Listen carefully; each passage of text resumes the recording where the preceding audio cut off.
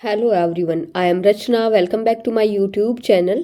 आज की इस वीडियो में हम हमारी क्लास 10th की जो फर्स्ट पोम है डस्ट ऑफ स्नो, इस पोम के हम अपने सीन स्टैंजाज करेंगे जो आपकी पोम में से आएंगे। आपके एग्जाम के लिए बहुत ही इंपॉर्टेंट वीडियो रहने वाली है।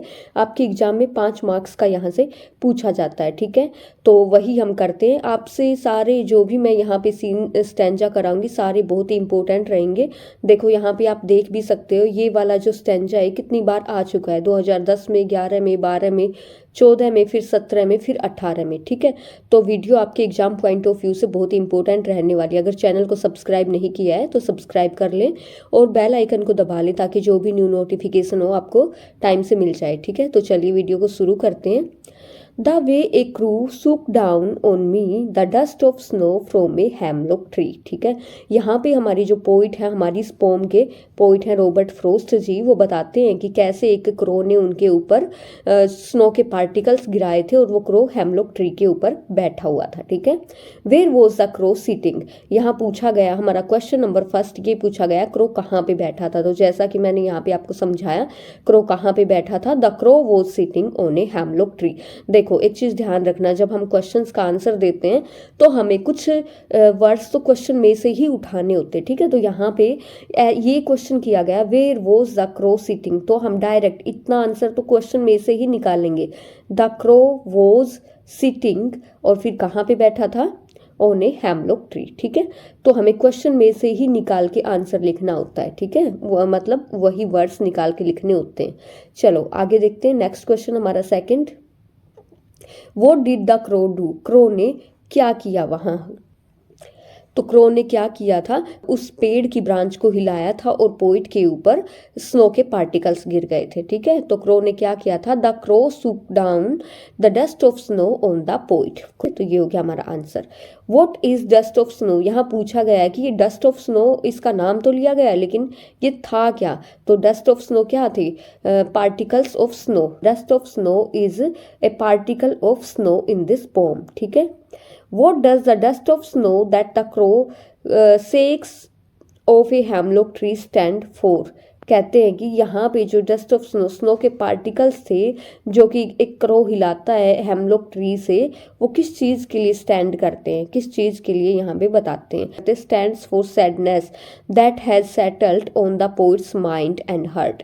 ये उस सैडनेस के बारे में बताते हैं जो कि उस दिन पोइट के माइंड में, उनके हार्ट में वो मान रहे थे कि बहुत ही उनका दिन बुरा जाने वाला है, ठीक है। तो वो उस सैडनेस के बारे में यहाँ बताया गया है। Name the poem and the poet, ये क्वेश्चन 100% आएगा, ठीक है। चाहे एक नंबर में पूछा जाए, चाहे अलग अलग से पूछ ले। एक में ये पूछा जाए नेम द पोम और दूसरे में ये पूछा जाए नेम द पोइट, ठीक है। तो 2 नंबर में भी ये क्वेश्चन आ सकता है और ओनली 1 में भी आ सकता है। तो ये हमें सब पोम का पता होना चाहिए। तो ये हमारी पोम का क्या नाम है, हमारी पोम है dust of snow and poet is Robert Frost ji, ठीक है। होप स्टूडेंट्स आपको अच्छे से ये स्टैंजा समझ आया होगा। चलो नेक्स्ट स्टैंजा देख लेते हैं हम अपना। Has given my heart a change of mood and saved some part of the day I had dreamed. यहाँ हमारे पोइट कहते हैं कि वो जैसे ही मेरे ऊपर स्नो पार्टिकल्स गिरते हैं, स्नो पार्टिकल्स क्या माना गया है कि उस दिन उस पोइट का, जो हमारे कवि हैं, उनका दिन किसी वजह से उन्होंने मान लिया था खराब जाने वाला, लेकिन जैसे ही उनके ऊपर स्नो के पार्टिकल्स गिरते हैं तो पोइट ये मान लेते हैं कि नहीं, अब मेरा दिन खराब नहीं जाएगा बल्कि मेरा दिन अच्छा ही जाने वाला है, ठीक है। तो चलो name the poem and the poet, ये क्वेश्चन वही रिपीट, क्या पोम का नाम है, पोइट कौन है। तो हमारी पोम है dust of snow and poet is Robert Frost ji. What had the poet thought of the day? Poet ने उस दिन के बारे में क्या सोचा था। पोइट ने तो सोचा था कि उनका दिन, आज का दिन खराब ही जाने वाला। तो आंसर क्या आएगा, the poet had thought of ruining his whole day। Poet ने तो सोचा था कि उनका पूरा ही दिन आज बर्बाद हो जाएगा, ठीक है। नेक्स्ट क्वेश्चन देख लेते हैं हम अपना।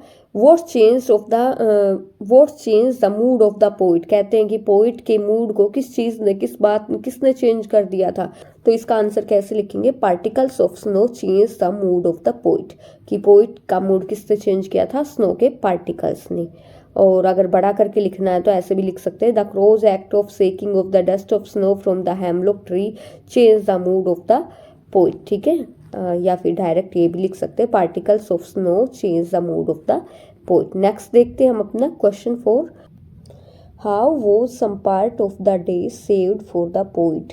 जी हमारे जो पोइट हैं उनका दिन कैसे बच गया था, कैसे सेव हो गया था। ठीक है, तो यहाँ आंसर आएगा he stopped ruining the day and his mood changed. उन्होंने उस दिन को रूइन करने से बचा लिया था और उनका मूड चेंज हो गया था क्योंकि उनके ऊपर स्नो के पार्टिकल्स गिर गए थे इसीलिए। ठीक है, use the word rude in a sentence of your own. हमें एक सेंटेंस बना के लिखना है, इस वर्ड को हमें यूज करना है। रूड, रूड का मतलब होता है कि किसी चीज़ पे पछतावा करना, रिग्रेट करना। ठीक है, तो इसका हम बना देंगे, कोई भी सेंटेंस अपनी मर्जी से बनाना हमें। तो ही रूड हिज डिसीजन, मतलब उसने जो डिसीजन लिया था उस पे वो अब पछताता है। ठीक है, ही रूड हिज डिसीजन। ठीक है, some say the world will end in fire, some say in ice. From what I have tasted of desire, I hold with those who favor fire. तो यहाँ पे ये जो हमारी पोम है, इनके पोइट हैं रॉबर्ट फ्रॉस्ट जी। वो कहते हैं, वो बताते हैं, अपने व्यू को बताते हैं दुनिया के बारे में कि दुनिया का कैसे अंत होगा। वो सब के बारे में बताते हैं कि कुछ तो कहते हैं दुनिया का अंत आग से होगा, कुछ कहते हैं बर्फ से होगा, लेकिन फिर वो ये भी कहते हैं, लेकिन जो मैंने टेस्ट किया है तो उसके अकॉर्डिंग मैं ये मानता हूँ कि मैं उनका साथ दूंगा जो कि फायर को फेवर करते हैं। ठीक है, जो ये कहते हैं कि इस दुनिया का अंत फायर से होगा, मैं उनके साथ हूँ। ठीक है, चलो अब देख लेते हैं इसके क्वेश्चंस क्या क्या इस स्टेंजा में से आ सकते हैं। यहाँ पे आप देख सकते हो जो भी इंपॉर्टेंट स्टेंजाज है वही मैं आपको करा रही हूँ, ये इतनी बार अब तक आ चुके हैं। ठीक है, और एक बार जो प्रीवियस ईयर में जो क्वेश्चंस आ जाते हैं उनके रिपीट होने के चांसेस बहुत ज़्यादा रहते हैं। ठीक है, तो वीडियो आपके लिए इंपॉर्टेंट रहेगी, एंड तक देखना। चैनल सब्सक्राइब नहीं किया हो तो कर लेना, दोस्तों के साथ भी वीडियो को शेयर कर देना। तो चलिए देखते हैं। Name the poem and the poet. Poet कौन है इसके और पोम कौन है, मैंने पहले ही बता दिया आपको। फायर एंड आइस हमारी पोम है और पोइट कौन है, हमारे रॉबर्ट फ्रॉस्ट जी हैं। हर एक पोम का आप याद रख लेना कौन पोइट है, पोम का क्या नाम है। ठीक है, चलो नेक्स्ट क्वेश्चन देखते हैं। What do people think about the ending of the world. कहते हैं कि लोग क्या सोचते हैं इस दुनिया का अंत कैसे होगा। आंसर क्या होगा, some people think the world will end in fire. कुछ लोग सोचते हैं कि दुनिया का अंत फायर से होगा। Others think that the world will end in ice, कि दुनिया का अंत किससे होगा, बर्फ से होगा। What does the poet think about the ending of the world. लेकिन पोइट के व्यू में क्या है, द पोइट क्या सोचते हैं कि इस दुनिया का अंत क्या किससे होगा। तो पोइट फेवर करते हैं किसका, फायर का। ठीक है, the world will end in fire, the poet says that the world will end in fire. Next देखते हैं, what does desire mean here. यहाँ पे डिजायर्स का मतलब यहाँ पे क्या दिया गया है, हमारे इस स्टेंजा में, इस पोम में डिजायर्स का मतलब किससे दिया गया है। Here desires means worldly aspirations, मतलब यहाँ पे जो दुनिया में जो वस्तुएं की इच्छा है, जो कि एक बार ये चीज़ चाहिए दूसरी बार ये चाहिए, उनसे डिजायर्स को यहाँ कंपेयर किया गया है। ठीक है, वर्ल्डली एस्पिरेशंस। नेक्स्ट देखते हैं, find word from the stanza which mean the same as. Agree, agree का मतलब इस स्टेंजा में यूज हुआ है तो वो क्या है, होल्ड विद। यहाँ देखो ये किया गया है,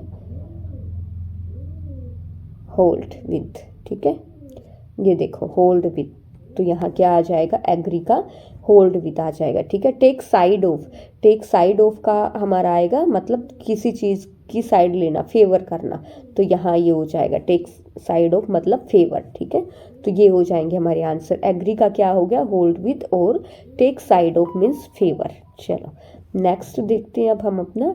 हाँ, इसी में से अब स्टेंजा सेम ही था, लेकिन इसी में से इस टाइप से भी क्वेश्चन पूछे जा सकते हैं। नेम द पोम, तो पोम का नाम क्या है, fire and ice. What is fire A symbol of.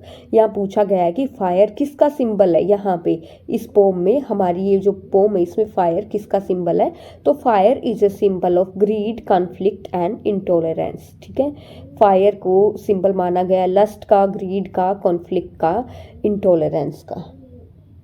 Next देखते हैं, what is ice symbol of. Ice को किसका सिंबल माना गया, ice is a symbol of hatred, coldness, insensitivity. ठीक है, आइस को नफरत का, कोल्डनेस का, इनसेंसिटिविटी का सिंबल माना गया है।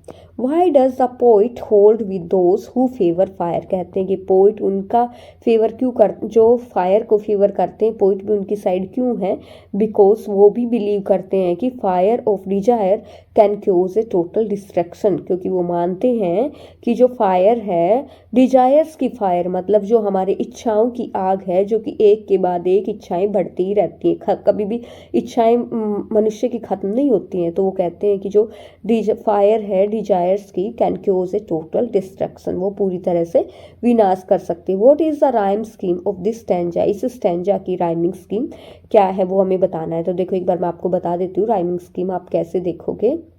यहाँ देखो फायर, देखो जो सेम तरह से प्रोनाउंस किए जाते हैं, सेम राइमिंग वर्ड होते हैं, उनको एक हम देंगे। हम स्टार्ट करते हैं, यहाँ इसमें 4 लाइन्स हैं, ठीक है।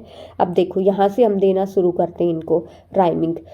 इन फायर रे की साउंड आ रही है, ठीक है, रे फायर र, तो ए साउंड दे दिया, हम ए से ही स्टार्ट करते। आइस से की आ रही है, हमने बी दे दिया।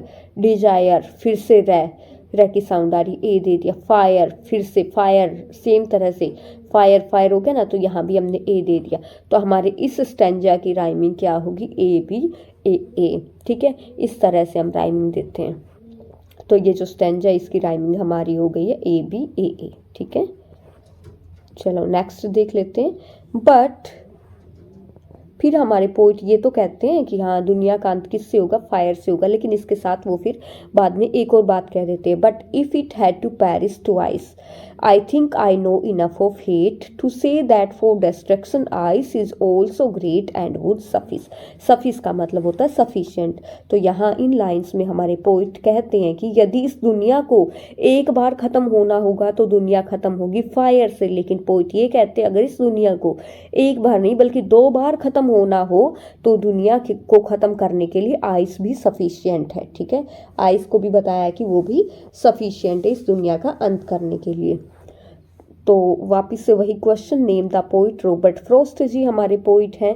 Next question, what does it indicate here, यहाँ पे इट किसके लिए यूज हुआ है, तो इट का यूज किसके लिए हुआ है, हमारी इस दुनिया के लिए, वर्ल्ड के लिए, ठीक है। तो क्या आ जाएगा, इट इंडिकेट्स वर्ल्ड, ठीक है, वर्ल्ड दुनिया को इंडिकेट करता है। Why does the poet compare hate to ice, कहते हैं यहाँ पे पोइट कंपेयर करते हैं हेट को आइस से, क्यों, क्योंकि पोइट का मानना है कि दोनों का ही काम क्या है, जमाना होता है, दोनों का इफेक्ट, हेट का भी और आइस का भी इफेक्ट फ्रीजिंग इफेक्ट ही होता है।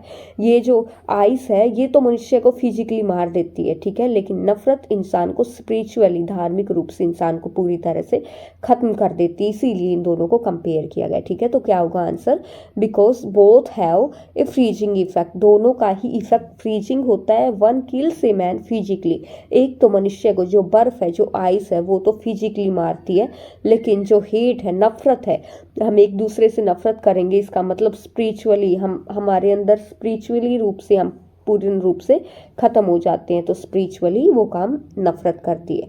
What is ice A symbol of, ice किसका सिंबल है, तो आइस किसका सिंबल यहाँ पे बताया गया, हेटर्ड का, नफरत का। अब वापिस से यहाँ पूछा गया what is rhyming scheme of the stanza की राइमिंग स्कीम क्या है, तो देख लेते हैं। देखो यहाँ पे ये 5 लाइनें दी गई है, हमें इनकी राइमिंग बतानी है। ट्वाइस, यहाँ ए से स्टार्ट करते हैं, मैंने आपको ऊपर भी बताया कि राइमिंग देना ए से स्टार्ट करते हैं, हमने यहाँ पे दे दिया ए, ठीक है। हेट अलग राइमिंग हो जाएगी, इसके लिए हमने बी यूज कर लिया। आइस, अब देखो ट्वाइस आइस सेम राइमिंग हो गई, यहाँ भी हमने ए दे दिया, ठीक है। Great great hate same rhyming, तो हेट से मिलता जुलता है, तो हेट की राइमिंग हमने बी दी है, तो ग्रेट की भी हम राइमिंग बी दे देंगे। Suffice suffice suffice ice twice, ये तीनों मिल रहे हैं तो यहाँ ए दे देंगे, तो इसकी राइमिंग क्या हो गई, ए बी ए, हमारी इस स्टैंजा की राइमिंग हो गई, क्या हो गई, ए बी ए, ठीक है। चलो नेक्स्ट देख लेते हैं। तो आगे ये आपके लिए ऑप्शनल क्वेश्चंस हैं, ये मैं आपको ऐसे नहीं कराऊंगी आपको, बल्कि मैं आपका टेस्ट लूँगी, तभी लाइव आके एक टेस्ट लूँगी और तभी आपसे मैं पूछूंगी, आंसर्स आप लोग दोगे, जिससे कि आपको पता चलेगा कि आपकी तैयारी अब तक कैसी हुई है, ठीक है। He stalks in his vivid stripes the few steps of his cage on pads of velvet quiet in his quiet rage, ठीक है। तो ये हमारा स्टेंजा कुछ लाइंस दे दी गई, इसके बेस पे क्वेश्चंस हमसे पूछे जाएंगे, उनका हमें आंसर करना है। यहाँ क्या बताया गया, एक टाइगर के बारे में बताया गया, उस टाइगर के बारे में बताया गया है जो कि जू में बंद है। तो वो बताया गया उस टाइगर के बारे में कि वो चलता है अपने केज में, उस पिंजरे में सिर्फ कुछ ही स्टेप्स वो चल पाता है, क्योंकि वो केज में बंद है और केज की लेंथ बहुत ही छोटी है, वो ज़्यादा नहीं चल पाता है उसमें।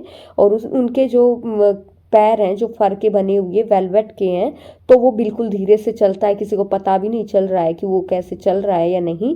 वो बहुत ही गुस्से में होता है, क्वाइट रेज, शांत भी, गुस्से में भी, क्योंकि वो कर भी क्या सकता है और गुस्सा दिखा के भी क्या करेगा, वो वहाँ से बाहर तो निकल नहीं सकता है। ठीक है, तो चलो देख लेते हैं अब ये questions.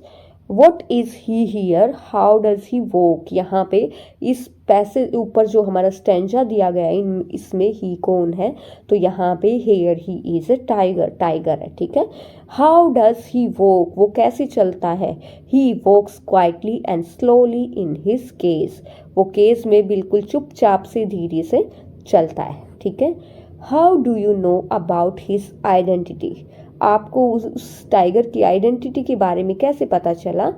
The tiger has vivid stripes and velvety paws, क्योंकि टाइगर के विविड स्ट्रिप्स होते हैं, धारियाँ होती है, और वेलवेट के उसके पंजे होते हैं। नेक्स्ट क्वेश्चन देखते हैं, what does pads of velvet means. यहाँ पे पैड ऑफ वेलवेट का क्या मतलब है, it means soft parts under the fit, इसका मतलब है कि उसके पैरों के नीचे जो सॉफ्ट पार्ट है, उससे यहाँ पे पैड्स ऑफ वेलवेट का मतलब मखमली फर के बने उसके पैर हैं, ये बताया गया है। What emotion does he show, वो क्या इमोशन दिखाता है। टाइगर तो बिल्कुल ही शांत रहता है, लेकिन अंदर से वो बहुत ही गुस्से में रहता है, तो क्या आएगा, he shows that he is in quiet rage. ठीक है, फिर एक क्वेश्चन ये मोस्ट इम्पोर्टेंट हो जाता है हर एक पोम का, name the poem and the poet. तो यहाँ पे हमारी पोम का नाम है a tiger in the zoo and the poet is Leslie Norris. ठीक है, चलो नेक्स्ट स्टैंजा देख लेते हैं हम अपना। He should be snarling around houses at the jungle's edge, bearing his white fangs, his claws terrorizing the village। यहाँ तो यहाँ पे कहते हैं कि अगर ये जो टाइगर है ये यहाँ पिंजरे में नहीं होता बल्कि बाहर घूम रहा होता, तो ये उस टाइम पे वो क्या कर रहा होता, he should be snarling around houses, ये घरों के आसपास वहाँ पे गुर्रा रहा होता, at the jungle's edge, baring his white fangs, his claws terrorising the village, ये वहाँ पे जंगल के किनारे पे अपने सफ़ेद जो उसके वाइट कलर के जो फैंग्स हैं, उसके जो तीखे दांत होते हैं, उनको दिखा रहा होता, अपने पंजों को दिखा रहा होता, क्लास मतलब पंजे, और वहाँ पे जो गांव वाले थे उनको उस टाइम तक वो उस समय वो डरा रहा होता। ठीक है, चलो क्वेश्चन देखते हैं, why do you think he should be snarling around houses. यहाँ पे ये कहा गया है कि आपको ऐसा क्यों लगता है कि ये जो टाइगर है ये स्नाल कर रहा होता। तो देखो, क्योंकि इनका तो नेचर ही ऐसा होता है कि गुर्राना तो इनका नेचर है ही, अगर ये किसी एनिमल को का शिकार नहीं करेंगे तो फिर ये खुद कैसे जिंदा रहेंगे, है ना। तो हमें इसी तरह से पता चलता है, he is snarling around to get at some domestic animal for his food. तो क्या कर रहा होता, स्नाल कर रहा होता किसी एनिमल के ऊपर, कोई डोमेस्टिक एनिमल होता अपने फूड के लिए। ठीक है, क्योंकि वो एनिमल इसको मिलेगा तभी तो ये अपना पेट भर पाएगा। What does he do while moving at the jungle's edge? यदि ये जंगल के किसी किनारे पे ये घूम रहा होता ये टाइगर, तो ये क्या कर रहा होता, he shows his white fangs, ये अपने वाइट कलर के इसके जो फैंग्स हैं, जो तीखे दांत हैं, उनको दिखाता, and his claws, और अपने पंजों को दिखाता, as he growls and moves along the jungle's edge, जैसे ये जंगल के किनारे पे वहाँ घूम रहा होता। ठीक है, अपने वाइट फैंग्स को दिखाता, अपने क्लास को दिखाता। नेक्स्ट क्वेश्चन देखते हैं, how do the villagers feel and why. अगर कहते हैं ये टाइगर तो वहाँ घूम रहा होता, लेकिन फिर विलेजर्स कैसा फील करते, तो ऑब्वियसली विलेजर्स तो इससे डर ही जाते ना। The villagers feel terrified because they can't hear the tiger snarling around their houses. ये जो विलेजर हैं ये टेरिफाइड हो जाते, डर जाते, क्यों? क्योंकि वो नहीं सुन सकते थे टाइगर का स्नार्ल करना अपने हाउसेस के आसपास। अगर आज भी मानो हमें सुनाई दे जाए कि हाँ भाई कोई टाइगर है गुर्रा रहा है, तो हम भी डर जाएं। तो गांव वाले भी क्या करते, वहाँ से डर के छुप जाते, भाग जाते, ये जो टाइगर अगर इस तरह से उनके घरों के आसपास गुर्राता तो। ठीक है, नेक्स्ट एक्सट्रैक्ट देखते हैं हम अपना।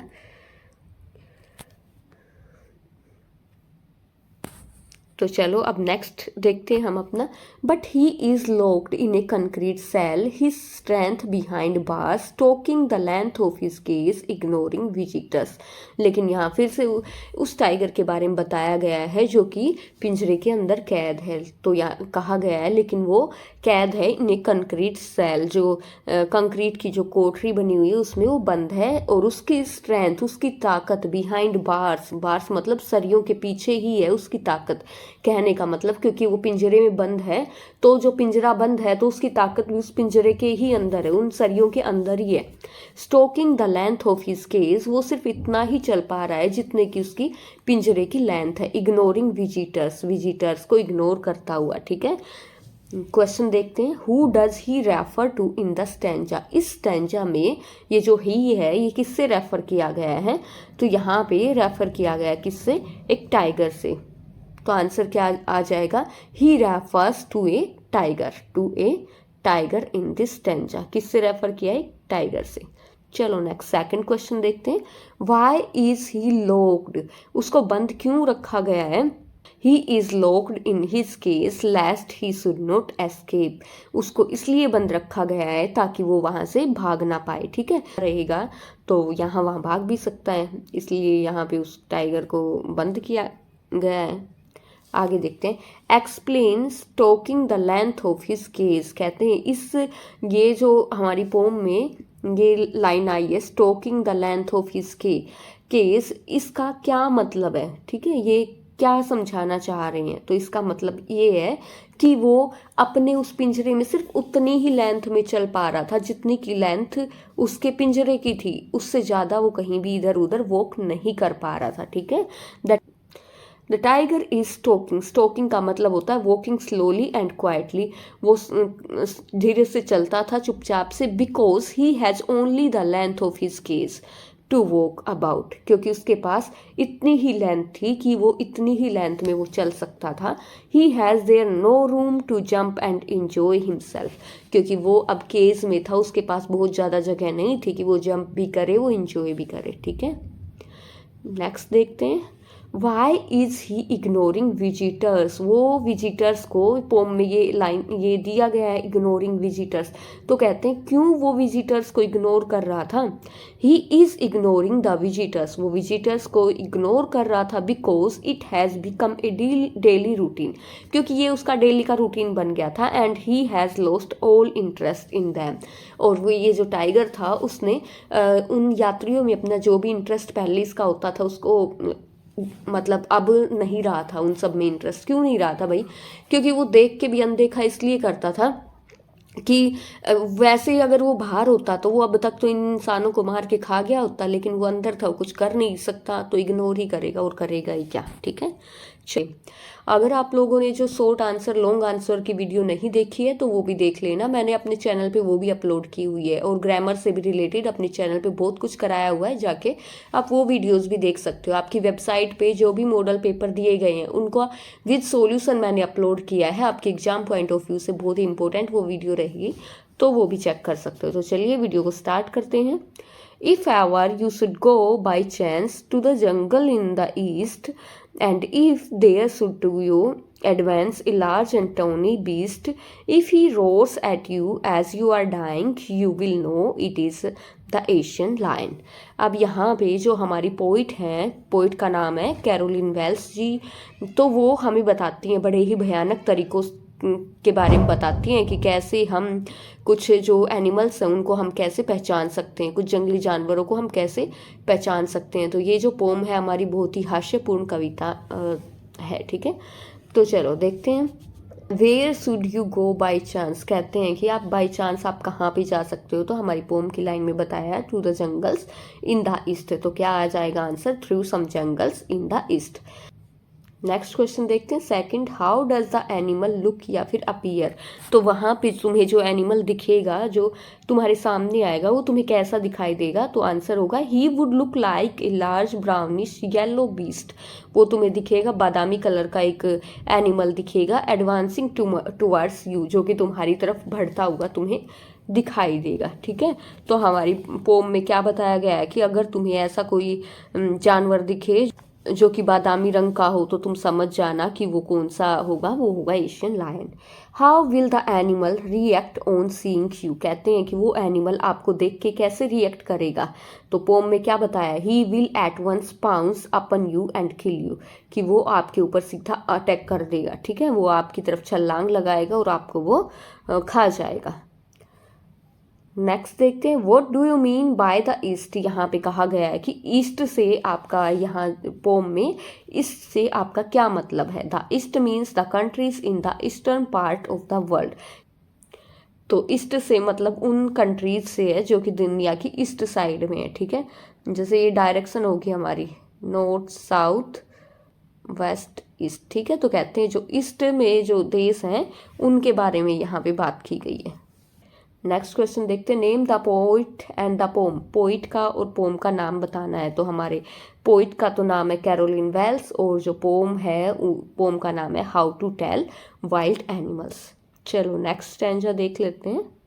If strolling forth a beast you view, यदि जंगल में घूमते हुए आपको कोई एनिमल दिखाई दे, whose hide with spots is peppered, इसकी स्किन धब्बों से ढकी हुई हो, as soon as he has leaped on you, और वो जल्दी से आपकी तरफ छलांग भी लगाए, तो आप you will know it is the leopard, तो आप तुरंत ही समझ जाओगे अगर आपकी ओर छलांग लगाता है तो वो एक लेपर्ड है, मतलब तेंदुआ है। It will do no good to roar with pain, he will only leap and leap again, अगर आप रोओगे चिल्लाओगे तो भी उस पर कोई फर्क नहीं पड़ने वाला, बल्कि वो बार बार आपकी तरफ ही छलांग लगाएगा। नेम द पोम, तो पोम का नाम क्या है हमारा, how to tell wild animals. How can you recognise the leopard, कहते हैं लेपर्ड को आप कैसे पहचानोगे। तो हमारी पोइट ने हमारी ये जो पोम है इसमें हमारे पोइट ने बता ही दिया है कि उनके जो बॉडी होगी, जो स्किन होगी, वो कवर्ड होगी, किससे, स्पॉट्स से वो कवर्ड होगी, और as soon as he leap on you you will know that it is a leopard, अगर वो आपकी तरफ छलांग लगाए तो आप वैसे भी समझ जाओगे कि वो क्या है, लेपर्ड है। ठीक है, what will the leopard do if we cry with pain, leopard क्या करेगा अगर हम हम दर्द के से रोएंगे तो लेपर्ड क्या करेगा, लेपर्ड को कोई फर्क नहीं पड़ेगा। If we cry with pain it will again and again leap at you, अगर हम बार बार रोएंगे भी तो भी उस पर कोई फर्क नहीं पड़ेगा, वो बार बार हमारी तरफ छलांग ही लगाएगा। ठीक है, what is the rhyming scheme in the stanza, ये जो स्टैंजा दिया है इसकी राइमिंग स्कीम क्या है।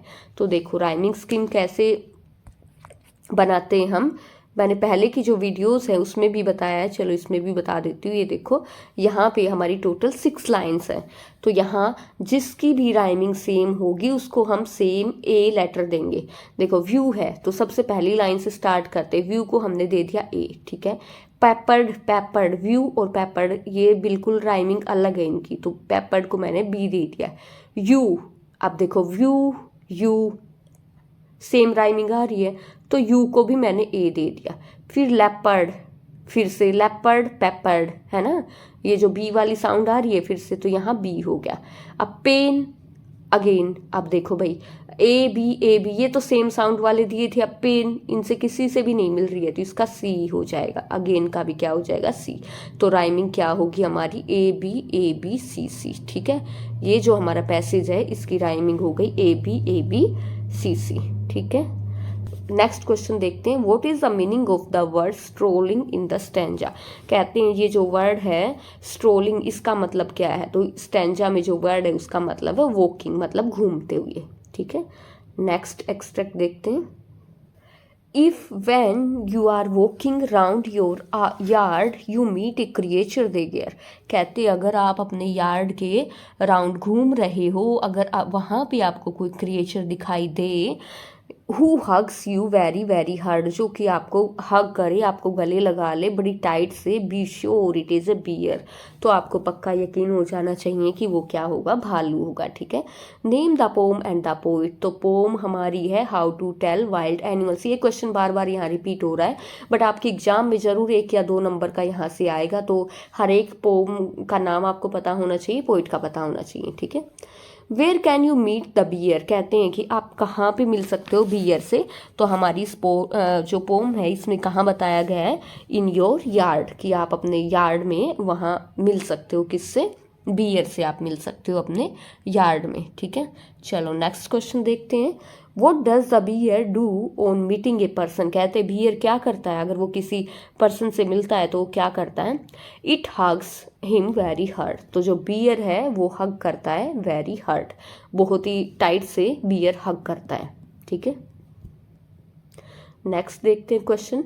What does the creature do to you, ये जो क्रिएचर है, ये जो बियर है, ये क्या करता है आपके साथ। तो ये क्या करता है, he hugs you very very hard, ये हमें बहुत ही टाइट से हग करता है। Find from the passage word which mean, हमें पैसेज में से इन 2 वर्ड्स के जो सेम मीनिंग वाला होगा वो देखना है। एम्ब्रेसिस कोर्टयार्ड, तो एम्ब्रेसिस का मतलब यहाँ पे हो गया हमारी जो पोम में दिया हुआ है हग्स। ठीक है, गले लगाना, आलिंगन करना। और ये जो कोर्टयार्ड है, तो यहाँ कोर्टयार्ड के लिए हमारी पोम में यूज हुआ है यार्ड। ठीक है, तो ये हो गई आंसर। चलो नेक्स्ट अपना एक्सट्रैक्ट देख लेते हैं। The true chameleon is small A lizard sort of thing, he has not any ears at all and not a single wing. If there is nothing on the tree, it's the chameleon you see. कहते हैं ये किसके बारे में बताया गया है, जो कि देखने में आपको बिल्कुल कैसा लगेगा, छिपकली के जैसा लगेगा आपको, लेकिन वो असल में क्या होगा, गिरगिट। ठीक है। तो क्या बताया है कि गिरगिट कैसा होता है, उसके कान भी नहीं होते, उसके पंख भी नहीं होते हैं, और अगर आपको पेड़ पे कुछ भी ना दिखाई दे तो आप समझ लेना कि ये क्या है, गिरगिट है। दिखेगा आपको बिल्कुल छिपकली की तरह। Name the poem and its a poet, तो पोम का नेम है how to tell wild animals, और poet Carolyn Wells ji. What do you know about the size of a true chameleon from the poem, कहते हैं कि इस pome से आपको क्या पता चला, ये जो गिरगिट है इसके साइज के बारे में क्या पता चला। तो हमें पता चला है कि ये जो कैमेलियन है is just like a lizard, कि ये बिल्कुल कैसा होता है, एक छिपकली के जैसा ही होता है। How does a chameleon look like, एक कैमेलियन है वो कैसा दिखाई देता है, it looks like a sort of lizard, बिल्कुल एक छिपकली के जैसे ये दिखाई देता है। Can it fly, no it can't fly, ये जो गिरगिट है ये उड़ सकता है, बिल्कुल नहीं उड़ सकता। Where can you see a chameleon, कहाँ पे आप देखेंगे, we can see it on a tree, कहाँ देख सकते हैं हम इसको, पेड़ के ऊपर देख सकते हैं। तो यहाँ पे आपकी इस पोम के जो स्टैंजा है, what is the boy now who has lost his ball, what is he to do, I saw it गो। इसमें पोम, ये जो पोम है इसमें हमारे पोइट कहते हैं, पोइट हमारे हैं जॉन बैरीमैन, द बोल पोम के पोइट जॉन बैरीमैन जी कहते हैं कि what is the boy now, कहते हैं इस बच्चे की हालत, इसकी कंडीशन अब कैसी होगी जिसने अभी अभी अपनी बॉल को गुम कर दिया है। What is he to do, वो अब क्या करेगा। आई सा इट गो, मैंने उसकी बॉल को वहाँ जाते हुए देखा है। merrily bouncing down the street and then merrily over, there it is in the water, no use to say oh there are another balls। हमारे पोइट्स कहते हैं कि मैंने उस बॉल को बाउंस करते हुए, उछलते हुए वहाँ पे स्ट्रीट में, गली में जाते हुए देखा है। फिर मैंने वो जो बॉल है उसको देखा है कि वो फिर पानी में भी चली गई है। और जो हमारे पोइट हैं वो कहते हैं कि बच्चे को ये कहने का कि और भी बॉल मिल सकती है, इस चीज़ का कोई भी फ़ायदा नहीं है, क्योंकि इस पोम में हमारे पोइट यही बताना चाहते हैं कि जो भी बच्चे को अगर आज पोइट ये कह देते कि कोई बात नहीं बेटा ये बॉल नहीं आ जाएगी, तो फिर कल को भी अगर कुछ उसका ऐसा कुछ मतलब परिवार में ही अगर कुछ ऐसा हो जाता तो कल को उसको लगता कि हाँ ये चीज़ भी उसकी वापस आ सकती है। बट यहाँ पे पोइट उसको असल वाली जो शिक्षा है वो देना चाह रहे थे कि ये जो मटेरियल लॉस हैं ये तो लाइफ में होते ही रहते हैं। Name the poem and the poet, इस पोम का क्या नाम है और पोइट का क्या नाम है। तो पोइट का नाम है हमारा जॉन बैरीमैन और पोम है हमारी द बोल पोम। चलो नेक्स्ट क्वेश्चन देखते हैं. What does the word it refer to in the given stanza. It किससे रेफर किया गया? तो इट को रेफर किया गया, इट रेफर्स टू द बोल. बोल से यहाँ पे इट को रेफर किया गया, उस बोल से जो कि बच्चे की बोल गुम हो गई थी. वेयर हैज़ इट गोन, वो कहाँ चली गई थी वो ball? It has gone into the water of the sea, ये समुद्र के पानी में ये बोल, बच्चे की बोल चली गई थी. ठीक है, चलो नेक्स्ट सेकंड एक्सट्रैक्ट देखते हैं हम अपना. No use to say, oh, there are another balls. An ultimate shaking grief fixes the boy as he stands rigid, trembling, staring down all his young days into the harbor where his ball went. तो यहाँ poet कहते हैं कि बच्चे को ये कहना कोई भी कुछ भी फ़ायदा नहीं था कि तुम्हारी बॉल वापस आ सकती है, बिल्कुल इस चीज़ का कोई फ़ायदा नहीं था. कहते हैं कि बच्चे को जो दुख लगा था, बहुत ही गहरा दुख उसको लगा था, और वो वहाँ पे खड़ा रहता है रिजिड, मतलब वहाँ पे एक ही जगह पे जड़ बना हुआ खड़ा रहता है. वो कहाँ पर रहा होता है? अपनी उस बॉल की तरफ देख रहा होता, अपने वो डेज याद कर रहा होता है जो उसने अपनी इस बॉल के साथ बिताए थे, जो अपनी बॉल के साथ वो खेला था, वो उन सब दिनों को याद कर रहा होता है. Name the poem and the poet. तो पोम का क्या नाम है? वापिस से बार बार यही क्वेश्चन बार बार रिपीट होगा, तो ये मैं नहीं करा रही हूँ बार बार में. How do people generally comfort a boy who has lost his ball. कहते हैं कि कैसे लोग जनरली अगर देखा जाए तो कैसे बच्चे को, अगर कोई भी बच्चा होता है और जनरली लोग होते हैं तो कैसे बच्चे को सांत्वना देते हैं कि क्या कह के. तो जनरली तो लोग ऐसे ही कहते हैं, कोई बात नहीं बेटा, ये बॉल गुम हो गई तो तुम्हारे लिए दूसरी बॉल आ जाएगी. ठीक है, तो क्या आएगा answer? They generally comfort him saying that he can have another ball, कि उसके पास दूसरी बॉल भी आ सकती है. Where does the boy stare at? बच्चा कहाँ देख रहा था? He stares at the harbor where his ball went. वो वहीं पे देख रहा था, हार्बर की तरफ, बंदरगाह की तरफ ही देख रहा था जहाँ पे उसकी बॉल चली गई थी. What comes to his mind when he looks at the ball? उसके दिमाग में क्या आता है जब वो बॉल की तरफ देखता है? तो वो क्या चीज़ अपने माइंड में लेके आता है? उसके जो यंग डेज थे, जो उसने अपने बॉल के साथ बिताए थे, उन्हीं दिनों के बारे में वो सोचता है. The sense of loss comes to his mind that he will never get his ball back. ठीक है, तो क्या आता है? The sense of loss. उसके दिमाग में वही, उसकी जो बॉल गुम गई है वही उसके माइंड में आता है कि अब वो वापस से अपनी बॉल को कभी नहीं प्राप्त कर पाएगा. उसको वो उसके बॉल के साथ बिताया गया टाइम याद आता है. Find from the stanza word which mean the same as. हमें वो वर्ड ढूंढने स्टैंजा में से जिनका मीनिंग सेम होगा. फाइनल और सोरो. फाइनल का मतलब होता है अल्टीमेट. ठीक है, फाइनल मीन्स अल्टीमेट, मतलब अंतिम. ठीक है, सोरो मतलब दुख, और ग्रीफ का मतलब भी होता है दुख. ठीक है, ये हमारे पोम में ये यहाँ पे आया था ना, ग्रीफ, तो ये हो गया. चलो नेक्स्ट देख लेते हैं. ही सेंस फर्स्ट रिस्पॉन्सिबिलिटी. वो बच्चा अपनी पहली रिस्पॉन्सिबिलिटी को महसूस करता है इन वर्ड ऑफ पोजेसन. इस दुनिया में, इस पोजेसन की दुनिया में जहाँ की नई नई चीज़ें खरीदी जा सकती हैं. People will take balls. लोग बॉल खरीद लेंगे. Ball will be lost always. और वो बॉल गुम भी हो जाएंगी. Little boy and no one buys a back ball back. Money is eternal. कहते हैं कि कोई भी ऐसा नहीं है जो कि तुम्हारे लिए वो बॉल वापस ला के दे सकता है.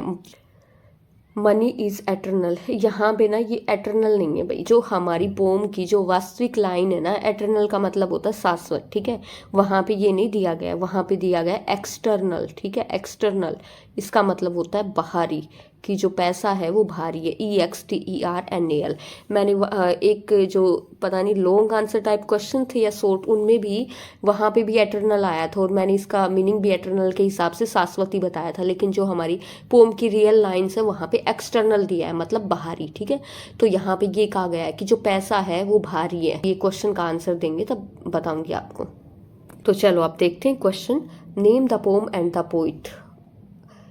नेक्स्ट क्वेश्चन देखते हैं. Who sense his first responsibility. कौन अपनी पहली जिम्मेदारी को फील करता है? तो कौन करता है? जो बच्चा है जिसने अपनी बॉल को गुम कर दिया. The little boy senses his first responsibility. वो ही अपनी जो जिम्मेदारी उसको फील करता है. What is the meaning of the phrase world of possessions. कहते हैं इस ये जो पोम है इसमें ये वर्ड ऑफ पोजेशन ये वाले इनका क्या मतलब है। ये जो लाइन आई है वर्ल्ड जो फ्रेज यूज हुआ है वर्ल्ड ऑफ पोजेशन, इसका मतलब क्या है। तो इसका क्या मतलब है, he means to say that, यहाँ पे जो पोइट का कहने का मतलब ये है कि every person has some things, कि हर इंसान के पास कुछ चीज़ें होती है which are always dear to him, जो कि उसे बहुत ही प्यारी होती हैं। ठीक है, वर्ल्ड ऑफ पोजेशन का मतलब कि जो उसकी कुछ वस्तुएं जो कि उस इंसान को बहुत ही प्यारी होती हैं, ये है। ठीक है, नेक्स्ट देखते हैं हमारा fourth question. What does the poet mean to say by the sentence money is eternal। कहते हैं कि यहाँ पे ये बोलने का क्या आशय है, हमारे पोइट क्या कहना चाह रहे हैं कि मनी इज़ एटर्नल। भाई यहाँ पे ना ये एक तो ये करेक्ट ठीक कर लो कि ये जो एटर्नल का मतलब तो होता है शाश्वत, लेकिन हमारी जो पोम है उसमें जो वर्ड यूज हुआ है वो है एक्सटर्नल, मतलब पैसा बाहरी है। ठीक है, ये यूज हुआ है। अब हम इसी के अकॉर्डिंग हमारी जो पोम में एक्चुअल जो वर्ड यूज किया है उसी के अकॉर्डिंग हम आंसर लिखेंगे। तो ये यहाँ पे ये इसका आंसर भी गलत है क्योंकि यहाँ पे एटर्नल का यूज़ करके जो आंसर बनाया हुआ है। तो मैं आपको बताती हूँ, हमारे पोइट ये कह रहे हैं कि पैसा बाहरी है।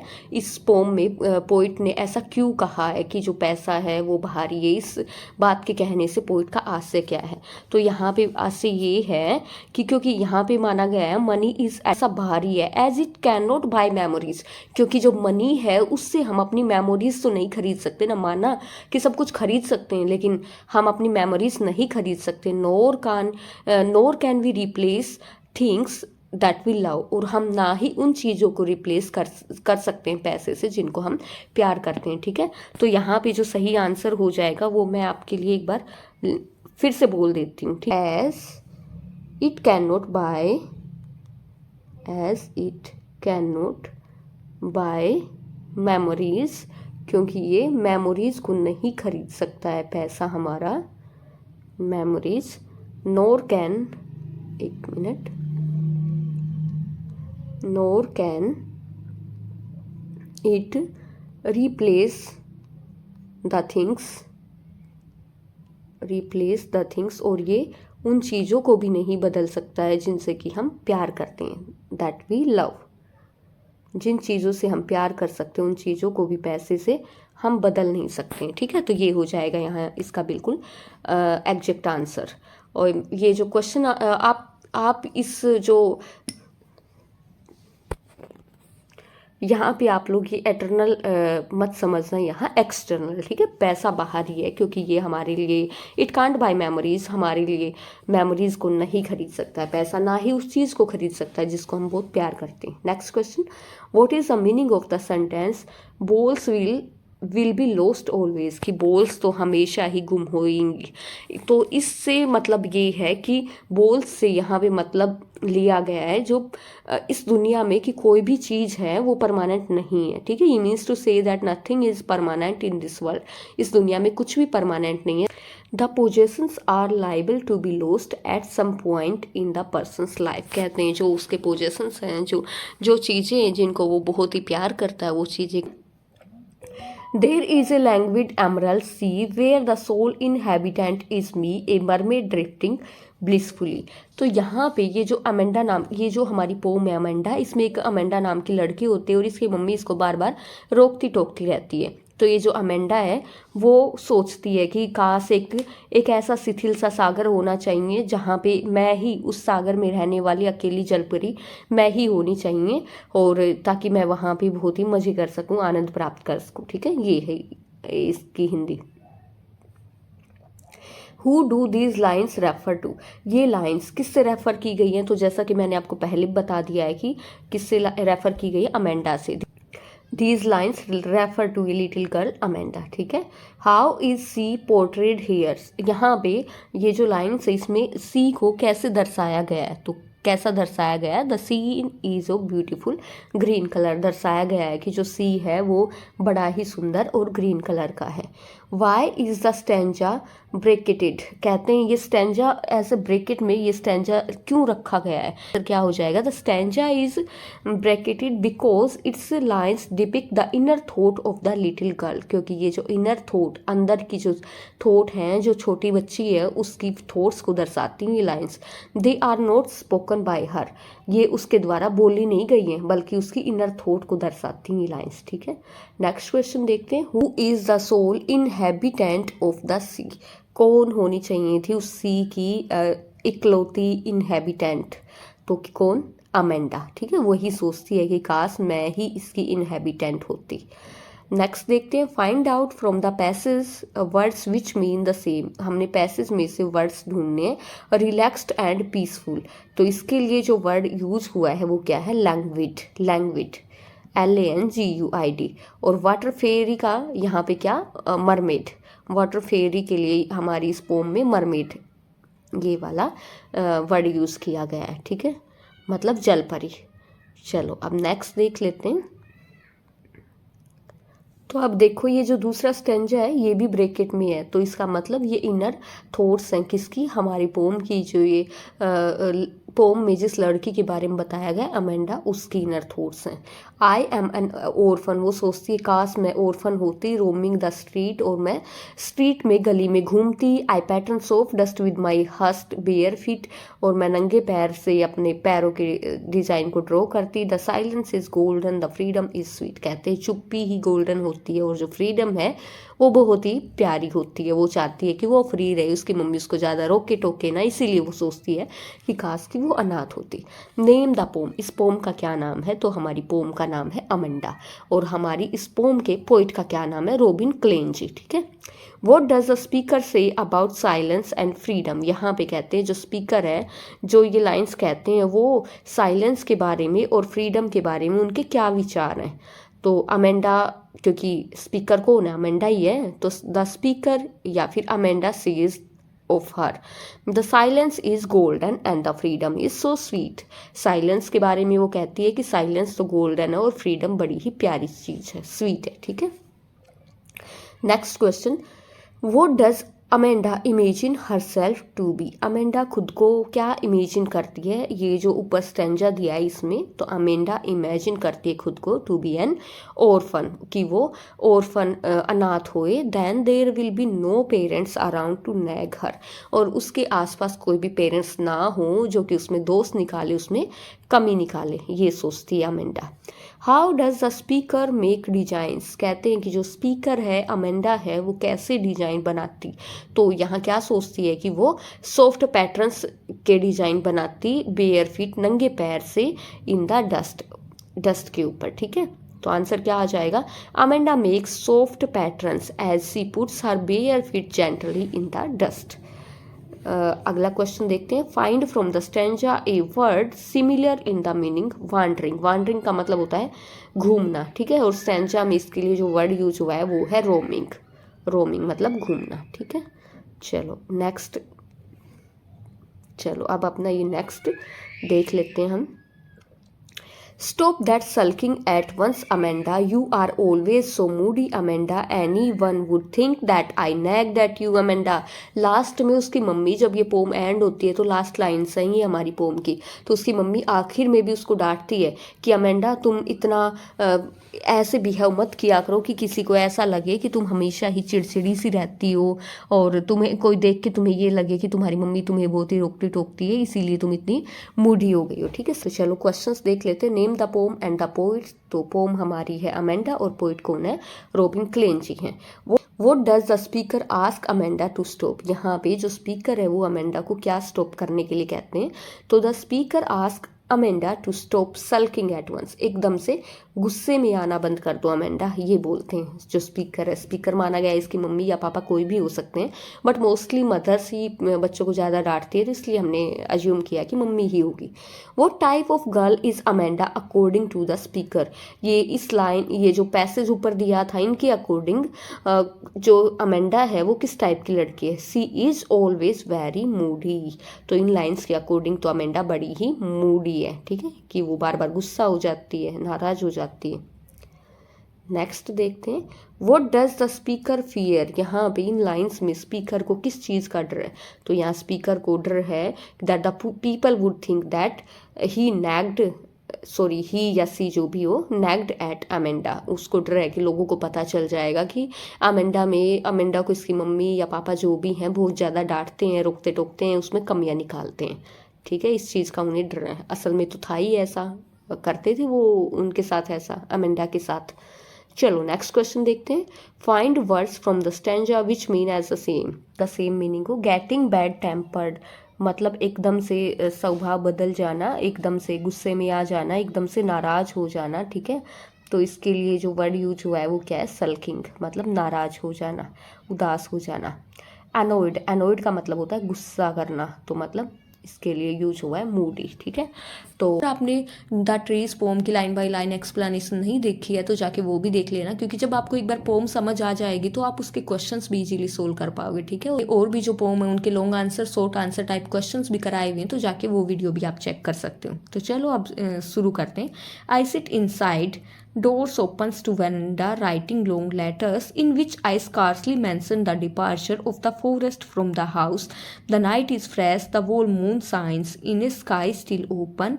The smell of leaves and lichen still reaches like a voice into the rooms. तो यहाँ पे ये जो स्टैंजा दिया गया है इनमें हमारी जो पोइटेस, हमारी सबसे मेन क्वेश्चन आ जाता है, who is the poet of this pome, ठीक है। तो हमारी ये जो पोम है इनकी पोइटेस का नाम हमारी का है एड्रिन रीच, ठीक है, एड्रिन ADRIENNE, एड्रिन रीच, ठीक है, RICH। तो हमारी पोम की पोइटेस का क्या नाम है, एड्रिन रीच जी हैं। तो यहाँ पे हमारी जो पोइटेस है वो बताती हैं, यहाँ पे ये जो पेड़ है इनको सिंबोलाइज किया गया है महिलाओं के साथ, और उसी के बारे में यहाँ बताया गया है। वो कहती हैं कि मैं बैठी हूँ वरंडा के अंदर और बहुत लंबे लंबे मैं लेटर लिख रही हूँ, लेकिन उसमें मैं बता नहीं रही हूँ कि क्या नहीं बता रही हैं, डिपार्चर का टाइम मैं मेंशन नहीं कर रही हूँ कि कब डिपार्चर होगा इन पेड़ों का।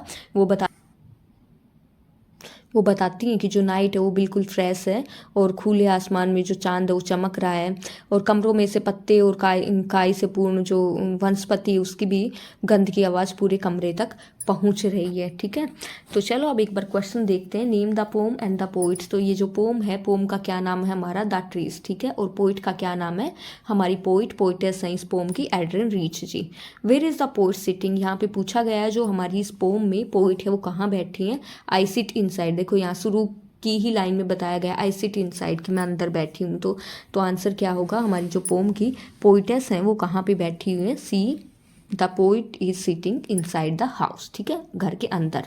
What is the poet doing, poet इस पोम में हमारी पोइट क्या कर रही हैं, तो वो क्या कर रही है, यहाँ पे लिखा है ना राइटिंग लॉन्ग लेटर्स, देखो ये लाइन रही, राइटिंग लॉन्ग लेटर्स, वो क्या कर रही है, she is writing long letters, वो लंबे लंबे लेटर लिख रही है। या नीचे आंसर भी दिए गए हैं वो भी मैं आपको दिखा दूंगी, don't worry. So next question देखते हैं, what is the poet doing, poet क्या कर रही हैं, राइटिंग लॉन्ग लेटर्स, तो आंसर क्या हो जाएगा, she is writing long letters. Next question number 4, what does she not mention in her letters, वो कहते हैं कि उन्होंने अपने लेटर्स में क्या मेंशन नहीं किया, तो क्या मेंशन नहीं किया था, in her letters she doesn't mention the departure of the forest, उन्होंने ये मेंशन नहीं किया था कि जो फॉरेस्ट है, ये जो जंगल है, ये जो पेड़ है वो कब जंगल में जाएंगे, तो उन्होंने उनका टाइम, डिपार्चर का टाइम, ट्रीज के डिपार्चर का टाइम मेंशन नहीं किया था। नेक्स्ट क्वेश्चन देखते हैं, how does the poet describe the night and the moon, इसमें ये जो लाइन्स है इनमें कैसे डिस्क्राइब किया गया है नाइट को और मून को, ठीक है। तो देखो यहाँ पे ये दिया हुआ है नाइट को और मून को, नाइट के बारे में दिया गया, night is fresh and moon science, तो क्या कैसे डिस्क्राइब किया गया है, the poet says that night is fresh and moon is shining in the open sky. ठीक है, in other words she wants to say that night is going to end. कहना चाह रही है कि जो ये नाइट है ये ख़त्म ही होने वाली, it is no longer dark, ये और ज़्यादा अंधेरा नहीं रहने वाला है। कहने का मतलब ये है कि यहाँ पे क्योंकि ट्रीज पोम को सिंबलाइज किया गया वुमेन के साथ, तो यही कह रहे हैं कि ये जो वुमेन का अंदर बंद रहना है ना, ये सब खत्म हो जाएगा, अब वो भी जल्दी बाहर निकल पाएंगी। जैसे कि इस पोम में ट्रीज के थ्रू बताया गया है कि ट्रीज अब तो अंदर कैद हैं, लेकिन जल्दी ऐसा टाइम आएगा कि वो भी यहाँ घर से बाहर निकल जाएंगे और फिर ये अंधेरा नहीं रहेगा, फिर क्या उजाला हो जाएगा। ठीक है, चलो नेक्स्ट स्टैंजा हम अपना देख लेते हैं। ये रही इसके क्वेश्चंस, ये रही इन क्वेश्चंस के आंसर्स। ठीक है, चलो नेक्स्ट सेकंड वाला एक्सट्रैक्ट हम देख लेते हैं। Listen the glass is breaking. फिर कहती हैं सुनो, देखो आवाज़ आ रही है तुम्हें, ग्लास शीशे के टूटने की आवाज़ आ रही है। यहाँ कहने का मतलब क्या है कि जो शीशा टूट रहा है, इसका मतलब ये है कि जो पेड़ की टहनियाँ हैं, पत्ते हैं, वो शीशे के थ्रू बाहर जा रहे हैं। ठीक है, the trees are stumbling forward into the night, winds rush to meet them, the moon is broken like a mirror, its pieces flash now in the crown of the tallest oak। तो क्या कहते हैं, listen the glass is breaking, कहते हैं कि सुनो शीशा टूट रहा है। The trees are stumbling forward into the night, जो पेड़ हैं वो भी लड़खड़ाते हुए आगे बढ़ रहे हैं रात के समय में। ठीक है, winds rush to meet them, जो हवा है वो भी उनसे मिलने के लिए आगे आई है। The moon is broken like a mirror, चांद एक शीशे की भांति टूटा हुआ लग रहा है। Its pieces flash now in the crown of the tallest oak, और जो ये चांद है ये एक शीशे की भांति टूट गया और इसके टुकड़े लंबे से जो ओक का ट्री होता है ना, उसके पेड़ पे चमकते हुए दिखाई दे रहे पेड़। आप लोग ये चीज़ ध्यान रखना कि जब आप देखोगे, आप नीचे हो और एक बहुत ही लंबा पेड़ है, ठीक है, और उसके अंदर से, उस पेड़ के अंदर से जब आप देखते हो मून को, तो ऐसा लगेगा जैसे मून टुकड़ों में कटा हुआ है। ठीक है, पेड़ के अंदर से हम जब मून को देखेंगे तो बिल्कुल ऐसा ही लगेगा कि ये क्या टुकड़ों में कटा हुआ है मून। ठीक है, लेकिन असल में वो टुकड़ों में थोड़े ना कटा होता है, बल्कि वो किसकी वजह से दिखाई दे रहा होता है, जो पेड़ की शाखाएं होती हैं, उनकी टहनियाँ होती हैं, वो उनकी वजह से वो ऐसा लगता है कि जैसे पेड़ पीसीज में कटा हुआ है। और फिर कहते हैं कि वो ओक ट्री के ऊपर बिल्कुल ये जो मून है ये ऐसा दिखाई देता था जैसे कि वो मून ओक ट्री का क्राउन हो। ठीक है, तो समझ आया होगा आपको। चलो क्वेश्चन देख लेते हैं। What is happening to the glass, कहते हैं कि ग्लास के साथ क्या हो रहा है। तो ग्लास की तो आवाज़ आ रही थी टूटने की, ग्लास को तोड़ के कौन जा रहा था, ये जो पेड़ है, इनकी टहनियाँ ये बाहर जा रही थी। ठीक है, तो क्या आएगा, the glass is breaking. What does the poet say about the trees, कहते हैं पोइट क्या कहते हैं पेड़ों के बारे में। She says that the trees are stumbling forward, कहते हैं कि वो जो पेड़ हैं वो लड़खड़ाते हुए बाहर की तरफ जा रहे थे। What rushes out to meet the trees, अब पेड़ जो बाहर जा रहे थे तो उनसे मिलने के लिए कौन जाता है, उनसे मिलने के लिए यहाँ देखो लिखा हुआ winds rush to meet them, उनसे मिलने के लिए हवा जाती है। तो आंसर क्या हो जाएगा, the wind. How does the poet describe the moon, poet ने मून को कैसे डिस्क्राइब किया है। सी says that the moons looks like A broken mirror, वो बताती हैं कि मून बिल्कुल कैसा लग रहा है, बिल्कुल एक टूटे हुए शीशे की तरह लग रहा है, लाइक ए ब्रोकन मिरर। ठीक है, तो सी says that the moon looks like A broken mirror. Next question, Y does the wind रस, कहते हैं कि जो ये विंड है वो क्यों दौड़ती है, क्यों भागती है। द विंड क्यों भागती है, क्या दिखाया गया यहाँ पे, टू मीट दैम, किन से मिलने के लिए, जो पेड़ है उनसे मिलने के लिए। तो आंसर क्या आ जाएगा, the wind rushes to meet trees, पेड़ों से मिलने के लिए ही विंड वहाँ से भागती है। चलो नेक्स्ट एक्सट्रैक्ट देखते हैं हम अपना। The smell of leaves and lichen, कहते हैं जो स्मेल है पत्तों की, लाइकेन की, काई की, still reaches like a voice into the rooms, वो अभी भी घरों में पहुंच रही है। ठीक है, my head is full of whispers, मेरा जो सिर है वो बिल्कुल ही फुसफुसाहटों से भर गया है। विच टुमोरो विल बी साइलेंट, जो कि कल जो ये फुसफुसाहटें हैं, जो बोलने की आवाज़ है, शांत हो जाएगी। तो यहाँ हमारी पोइटेस बता रही हैं स्मेल किसकी, यहाँ तो ये बताया गया है पेड़ों के लिए कि जो स्मेल है ना, लाइकेन की, काई की, जो पत्तों की स्मेल है वो भी घर के अंदर आ रही है। तो यहाँ पे जब महिलाओं के साथ ट्रीज को सिंबलाइज किया गया है, तो इसका मतलब ये है कि जो महिलाएं अब घर से बाहर निकलने की तैयारी कर रही हैं, और जो एक आध महिलाएं निकल भी गई हैं, तो वो दूसरी महिलाओं के लिए आदर्श बन गई है। वो कह रही हैं कि देखो, जब उनकी स्मेल, मतलब जब उन्होंने जो इतना अच्छा काम किया कि वो घर से बाहर निकल गई है, मतलब उन्होंने दूसरों को प्रेरित किया, मोटिवेट किया, तो उनका जो मोटिवेशन है वो अब घर बैठी महिलाओं तक पहुंच रहा है। ठीक है। My head is full of विश्वास which will be silent, which tomorrow will be silent. Poetess कहती हैं कि जो मेरा हेड है उनमें जो फुसफुसाहटे की आवाज़ मेरे कानों तक आ रही हैं, जो कि कल शांत हो जाएंगी। इसका मतलब ये है कि जो महिलाएं अब बाहर जाना चाहती हैं वो आपस में प्लानिंग कर रही हैं, आपस में बातचीत कर रही हैं बाहर जाने के लिए, लेकिन कल तो बाहर चली जाएंगी तो कल कोई भी आवाज़ नहीं आएगी, कल शांति रहेगी, क्योंकि सारी महिलाएं घर से बाहर निकल चुकी होंगी। ठीक है। ट्रीज़ को सिम्बोलाइज किया गया किन से? महिलाओं से, वुमेन से। और ट्रीज भी बातें कर रही हैं बाहर निकलने के लिए और महिलाएं भी बातें कर रही हैं, ऐसा दर्शाया गया पोम में। ठीक है। हु इज स्पीकर हियर, यहाँ पे ये जो लाइन्स हैं, ये जो स्टेंजा है, इनमें स्पीकर कौन है? तो कौन है यहाँ पे स्पीकर? हमारी जो पोइटेस हैं वो है यहाँ पे हमारे स्पीकर। तो आंसर क्या आ जाएगा? The poetess. Next question, which smell is reaching her and where. कहते हैं कि उनके पास, जो पोइटेस है उनके पास क्या स्मेल पहुंच रही है और कहाँ पे पहुंच रही है? तो उनके पास तो जो लाइकेन की स्मेल थी वो पहुंच रही है उनके कमरे में। तो आंसर क्या हो जाएगा? The smell of leaves and lichen is reaching her in the room. ठीक, यहाँ पे लिख रखा है the smell of leaves and lichen. What is her head full of, उनका हेड किस से फुल है? तो क्या आया था आंसर हमारा? विस्पर्स से। ठीक है, फुसफुसाहट है उसे, ये रहा विस्पर, WHISPERS, विस्पर्स से। तो आंसर आ जाएगा हर head is full of whispers. Whispers मतलब जो वो आपस में बातचीत कर रही हैं, एक दूसरे को सजेशंस दे रही हैं, प्लानिंग कर रही हैं वो। ठीक है, चलो नेक्स्ट क्वेश्चन देखते हैं। यहाँ पे what will be silent tomorrow, कल क्या चीज़ें साइलेंट हो जाएंगी? तो यहाँ पे पोइटेस कहती हैं कि ये जो फुसफुसाहट की आवाज़ें हैं ये कल साइलेंट हो जाएंगी। ठीक है, तो the poetess here says that the sound of whispers will be silent tomorrow. आगे, name of the poem and the poet, poem का नाम क्या है? The trees, and the poet is Adrienne Rich ji. ठीक है, चलो नेक्स्ट एक्सट्रैक्ट देखते हैं। यहाँ पे आपके इस एक्सट्रैक्ट में आपको ये दे रखे हैं, ऑप्शन दे रखे हैं, तो चलो ये भी देख लेते हैं।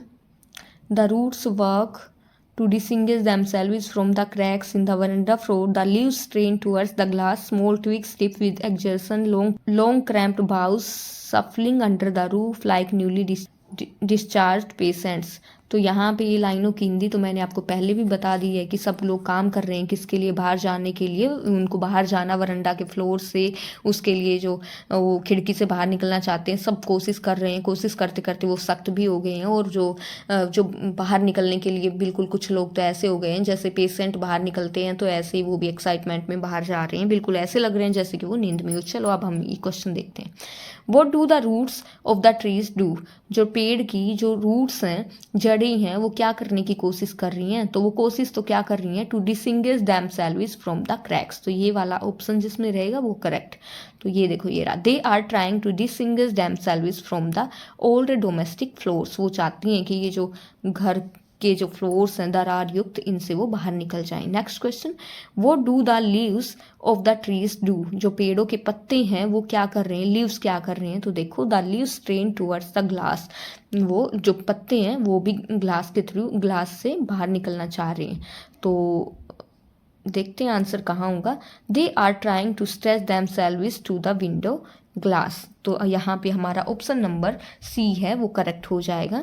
दे are trying to stretch themselves to the window glass, option number C correct हो जाएगा। वो कोशिश कर रहे हैं खुद को विंडो ग्लास से बाहर निकालने के लिए।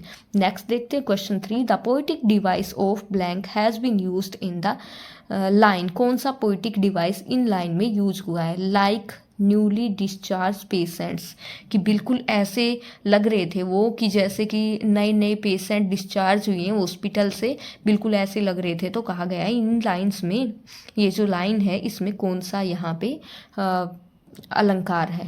इसका मतलब होता है पोएटिक डिवाइस, मतलब हिंदी में अलंकार कहते हैं जिसको। ठीक है, तो यहाँ कौन सा है हमारा? सिमली। जहाँ पे एज और लाइक होता है तो वो मोस्टली सिमली होता है। ठीक है, तो यहाँ हो गया सिमली। नेक्स्ट देखते हैं क्वेश्चन हम अपना, the word in the extract means to free. कौन सा वर्ड था इस स्टैंजा में जिसका मतलब क्या था, टू फ्री। तो टू फ्री के लिए यहाँ पे एक वर्ड आया था टू डिसिंगेज देमसेल्व्स, ठीक है।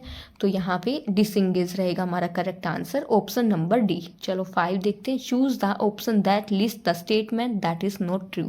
यहाँ पे ट्रू वाली नहीं बतानी, जो ट्रू नहीं है वो बताना है। तो देखते हैं, word pictures use here describe the state of women in their domestic prison. तो यहाँ पे ये पिक्चर्स का यूज़ किया गया, ये सही है। The poet tries to describe the struggle of women. यहाँ पे पोइट ने डिस्क्राइब किया है कि कैसे महिलाएं अपनी लिबर्टी के लिए स्ट्रगल कर रही हैं, ये भी सही है। The poet is talking here about the conversation of trees and forest. नहीं, ये नहीं होगा भाई, ट्रीज सिर्फ ट्रीज का आएगा ना यहाँ पे, कि बातचीत दिखाई गई इसमें किसकी, पेड़ों की।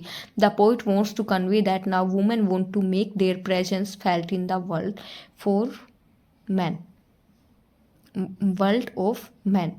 तो यहाँ पे जो हमारा करेक्ट आंसर रहेगा वो रहेगा सी, क्योंकि ये सी वाली स्टेटमेंट गलत है, बाकी सारी स्टेटमेंट सही हैं। कि यहाँ पे ये जो पेड़ों की पिक्चर से यही दिखाया गया है कि भाई कैसे महिलाओं को अंदर कैद या सिंबलाइज किया है पेड़ों को इसके साथ, वुमेन के साथ।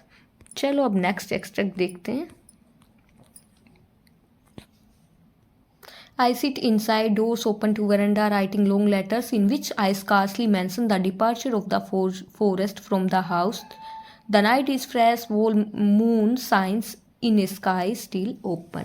यहाँ क्या बताया गया, हमारी पोइटेस हैं वो बताती हैं कि मैं बैठी हूँ अपने घर में, अंदर बैठी हूँ वरंडा के अंदर, राइटिंग लॉन्ग लेटर्स लिख रही हूँ, और मैं जो ये जो पेड़ है इनके जंगल में जाने का टाइम अपने राइटिंग में, अपने लेटर्स में मेंशन नहीं कर रही हूँ। वो फिर नाइट के बारे में बताती है कि नाइट बिल्कुल फ्रेश है और पूरा जो चांद है वो चमक रहा है खुले आसमान में। क्वेश्चंस देखते हैं इसमें क्या क्या हैं। ओके, ये भी दिया गया है। The smell of leaves and lichen still reaches like a voice into the room. जो स्मेल है वो अभी भी किसकी, लाइकेन काई की पत्तों की स्मेल अभी भी घर के अंदर वो जा रही है। Still reaches like a voice into the rooms. तो चलो यहाँ पे इनके आंसर्स देखते हैं। What words show A message of hope in these lines. ये जो ऊपर लाइन है इनमें कौन सा वर्ड है जो शो कर रहा है, मैसेज कर रहा है कि उम्मीद की कुछ किरण, ठीक है।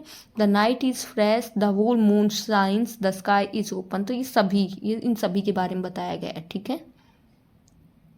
Next question, what is the poet doing. Poet क्या कर रही है, she is writing long letters. तो ये कहाँ पे है, she is writing long letters. Option number C हो जाएगा हमारे यहाँ पे करेक्ट आंसर। वो घर के अंदर बैठ के और लंबे लंबे लेटर लिख रही हैं। Why doesn't the poet mention the departure of the forest. उन्होंने, पोइट ने, हमारी जो पोइटेस है उन्होंने यहाँ पे डिपार्चर का टाइम क्यों नहीं मैंशन किया अपनी लेटर में, ये पूछा गया है।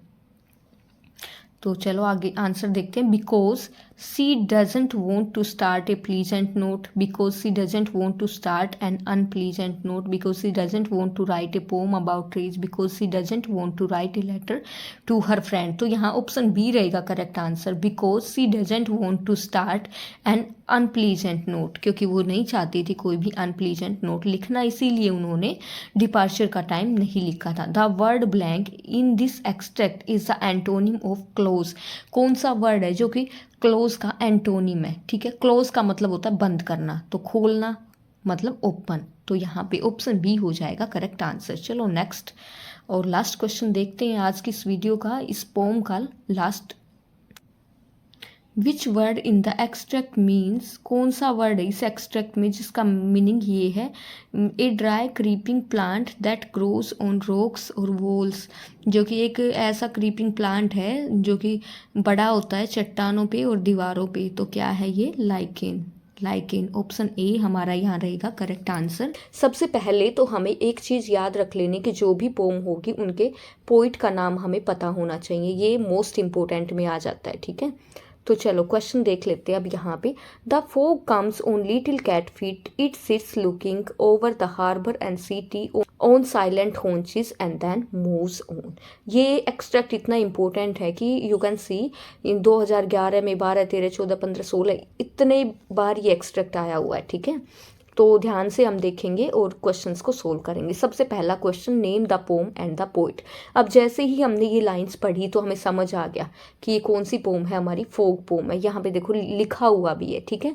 तो हम लिखेंगे name the poem and the poet. तो इसकी ये जो पोम है, क्या नाम है पोम का, तो पोम का क्या नाम है, the name of the poem is fog, ठीक है। और पोइट का क्या नाम है, तो हमारी फोक पोम है, उनके पोइट का नाम है कोल सैंडबर्ग। ये लिखा हुआ, कोल सैंडबर्ग जी हमारी पोम के पोइट हैं। नेक्स्ट क्वेश्चन क्या है हमारा, what is the fog compare to. यहाँ पे आपने अगर पोम की लाइन बाय लाइन एक्सप्लेनेशन नहीं देखी हो तो आप जाके मेरे चैनल पे देख सकते हो, learn with Rachna Yadav, learn with Rachna Yadav मेरा चैनल है, इस पे जाके आप देख लेना पोम की लाइन बाय लाइन एक्सप्लेनेशन भी। और अभी मैं आपको साथ साथ बताते भी चलती हूँ कि इसमें क्या क्या हिंदी रहेगी। यहाँ पे बताया गया, फोक को कंपेयर किया गया कैट के साथ।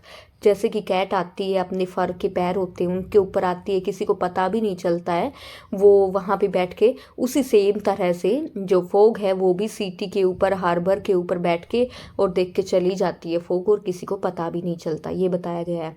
What is the fog compare to, fog को किसके साथ कंपेयर किया गया इस पोम में, तो ये जो लाइन्स है इनमें तो कैट के साथ कंपेयर किया गया है। तो आंसर क्या होगा, the fog is compare to cat. How does the fog come, fog कैसे आती है, फोग बिल्कुल कैसे, साइलेंटली आती है। जैसे कि बिल्ली आती है वैसे ही फोग आती है, ऑन साइलेंट होंचेस। तो हम क्या लिखेंगे, इट कम्स साइलेंटली। फोग कैसे आती है, इट कम्स साइलेंटली, ठीक है। Next question, what is common between the fog and the cat. कहते हैं कि फोग और कैट के बीच में क्या चीज़ कॉमन है, तो दोनों के बीच में कॉमन क्या है, जो वो आराम से धीरे से साइलेंटली आती हैं, वो चीज़ इन दोनों के बीच में कॉमन है, ठीक है। तो आंसर क्या लिखेंगे, complete silence is a thing common between the fog and the cat. तो हम डायरेक्टली ये भी लिख सकते हैं कि silence is common between the fog and the cat. Hope आपको ये अच्छे से समझ आया होगा ये एक्सट्रैक्ट। चलो आगे देखते हैं नेक्स्ट में। अब ये पैसेज तो सेम ही है क्योंकि हमारी पोम खुद ही द फोग पोम ये 5 लाइनों की 6 लाइनों की है, तो इसमें और तो क्या होगा, लेकिन हाँ क्वेश्चंस बदल के दिए हुए हैं। तो देख लेते हैं कि आगे जो एक्सट्रैक्ट 2 है इसमें क्या क्या क्वेश्चंस हमें देखने को मिलेंगे। Name the poet. अब हमें क्या बताना है कि ये लाइंस पढ़ी हमने, ऊपर जो लाइंस दी गई इनको देख के बताना है पोइट कौन है। तो पोइट अभी अभी हमने पढ़ा कौन है, कोल सैंडबर्ग जी हैं। What is the fake fog compare to. यहाँ पे तो हमें हिंट भी मिले हुए हैं कि फोक को किसके साथ कंपेयर किया गया है। The fog is compare to a cat, cat के साथ किया है। यहाँ पे डॉग हो गया, यहाँ पे किटन ओटर नहीं, किसके साथ कंपेयर किया है, कैट के साथ। तो ऑप्शन ए रहेगा राइट आंसर। नेक्स्ट क्वेश्चन देखते हैं, what is common between the fog and the cat. क्या चीज़ दोनों के बीच में कॉमन है, तो वहाँ पे तो क्या आ गया था, साइलेंट आ गया था, साइलेंस। लेकिन यहाँ जो ऑप्शंस दिए हुए हैं हमें उनको देख के चूज करना है। The fog comes quietly like a kite, बिल्कुल सही है। Then it moves on quietly like a kite, ये कैट, ये भी सही है। It stays for some time like a cat looking all around, ये भी सही, ऑल ऑफ दिस। तो यहाँ पे ऑप्शन नंबर डी हमारा रहेगा करेक्ट आंसर। नेक्स्ट क्वेश्चन देख लेते हैं, द पोम इज ब्लैंक।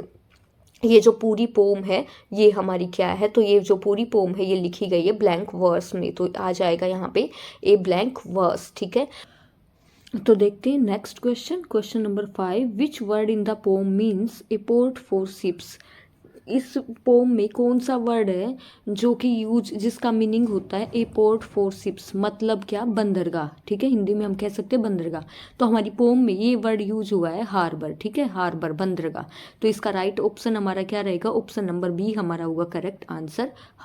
अगर अब तक चैनल को सब्सक्राइब नहीं किया है तो जाके चैनल को सब्सक्राइब कर ले और बेल आइकन को दबा लें ताकि आपको जो भी न्यू नोटिफिकेशन होगा वो टाइम पे मिल जाए।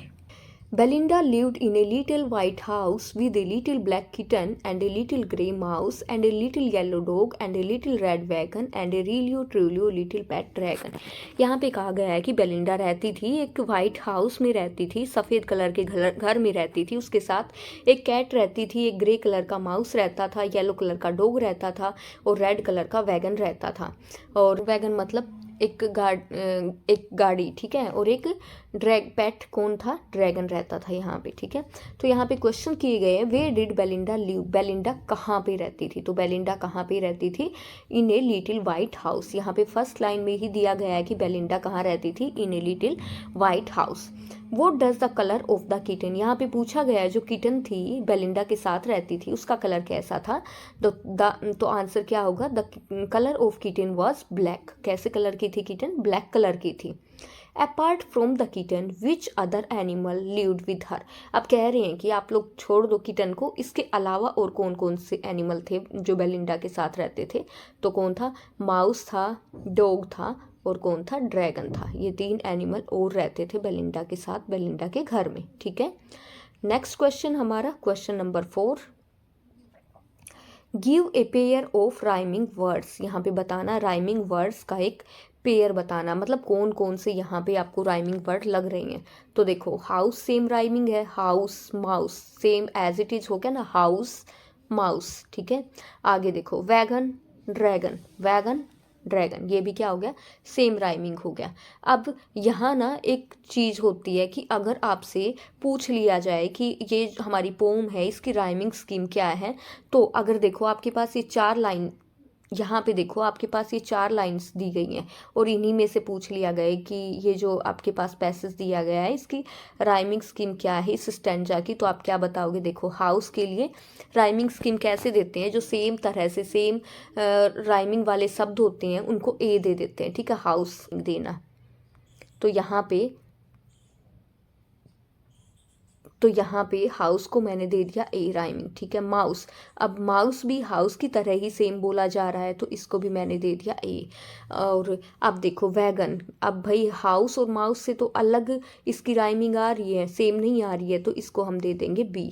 ड्रैगन, ड्रैगन इसको क्या, क्योंकि ये वैगन की तरह ही राइमिंग है तो इसको भी हम दे देंगे बी। ठीक है, और राइमिंग स्कीम से रिलेटेड मैंने सोर्स भी अपने चैनल पे अपलोड किए हैं, तो आप सोर्स सेक्शन में जाके भी एक बार चेक कर लेना, आपको और समझ आ जाएगा कि राइमिंग कैसे देते हैं। एक बार फिर से मैं आपको बता देती हूँ कि अगर राइमिंग देने के लिए हम कैसे करते हैं कि देखो इसमें हमारे पास 4 लाइनें दी गई हैं। ठीक है, अब इसमें हमें देखना है कि फर्स्ट लाइन है उसका लास्ट वर्ड हमें देखना है, तो यहाँ पे लास्ट वर्ड क्या है, हाउस है।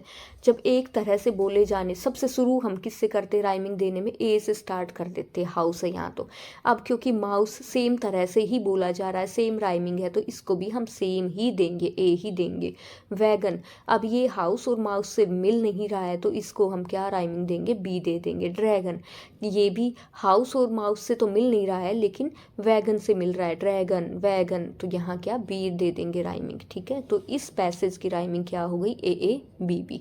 ठीक है, अब देखो नेक्स्ट क्वेश्चन हमें देखने को मिल ही गया, what is the rhyming scheme of this stanza, ये जो स्टैंजा दिया गया इसकी राइमिंग स्कीम क्या है, तो इसकी राइमिंग स्कीम है ए बी बी। ठीक है, ये हो गई हमारी इसकी राइमिंग ए बी बी। आगे देखते हैं नेक्स्ट एक्सट्रैक्ट। तो चलो अब देखते हैं हमारा एक्सट्रैक्ट 2 क्या है इसमें। Belinda was as brave as barrel full of bears and Ink and Blink chase lions down the stairs. Mustard was as brave as tiger in a rage but Custard cried for a nice safe cage. तो यहाँ पे बताया गया है सबकी बहादुरी के बारे में कि बेलिंडा तो कितनी ब्रेव थी, बिल्कुल जैसे कि भालुओं का झुंड ब्रेव होता है, बिल्कुल ऐसे ही बेलिंडा ब्रेव थी। एंड ब्लिंक, और इंक और ब्लिंक वो भी बहुत बहादुर थे कि वो लायन शेरों का भी पीछा करते थे। मस्टर्ड भी ब्रेव था कि बिल्कुल ऐसे जैसे कि टाइगर होता है एंगर में, रेज का मतलब होता है गुस्से में, जैसे टाइगर गुस्से में होता है वैसे ही मस्टर्ड भी था। But Custard cried for a nice safe cage, लेकिन कस्टर्ड ऐसा था जो कि हमेशा ही एक सेफ केज के लिए क्राई करता रहता था। ठीक है, तो यहाँ पे हमारा फर्स्ट क्वेश्चन है name the poem and the poet. तो इस पोम के ये जो कौन सी पोम है, ये एक्सट्रैक्ट जहाँ से लिया गया उस पोम का नाम हमें बताना और पोइट का बताना है। तो ये देख के ही हमें समझ आ गया कि बेलिंडा कौन सी पोम में थी हमारी, the tale of Custard the dragon.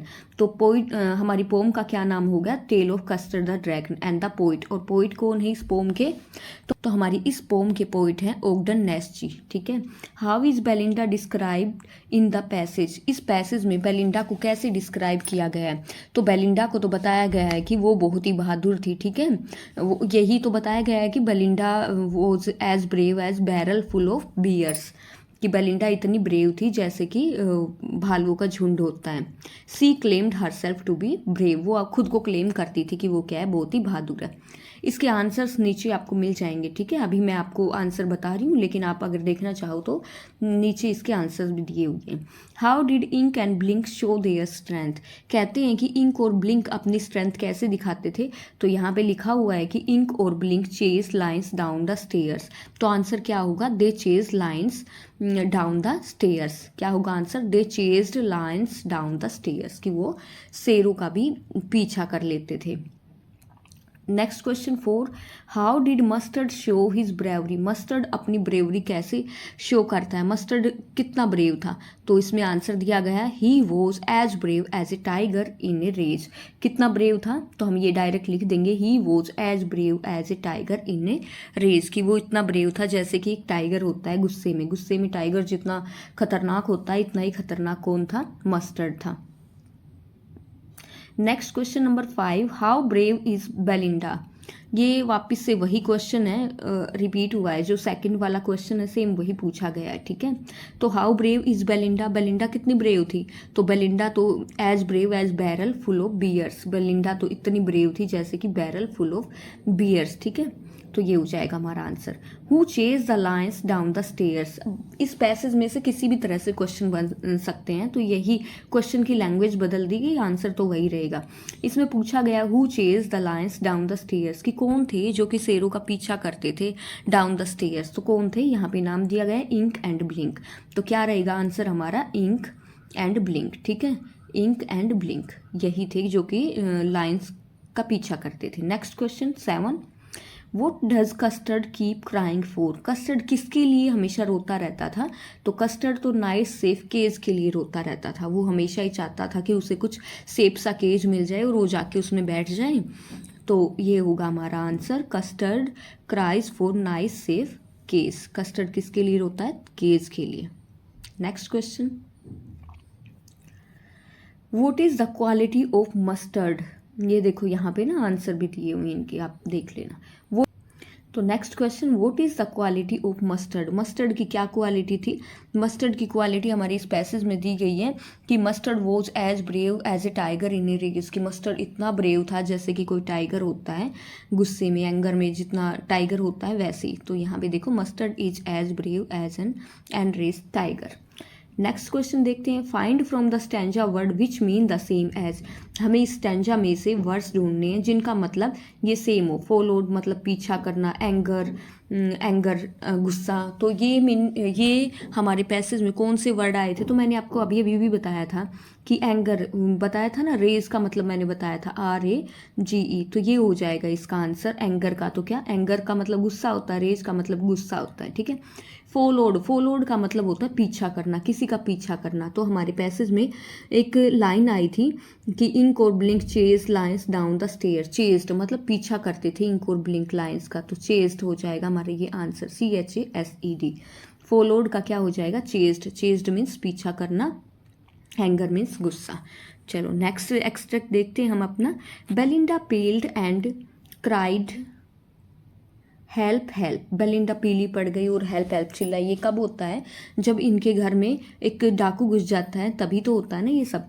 But Mustard fled with a terrible yelp, Ink trickle down to the bottom of the household and little mouse Blink strategically mouse hold, तो ये सारे कहीं ना कहीं छुप जाते हैं। बेलिंडा चिल्लाती है कि मेरी हेल्प करो, और जो मस्टर्ड है वो भी छुप जाता है, जो माउस है वो भी अपने बिल में घुस जाते हैं, ठीक है।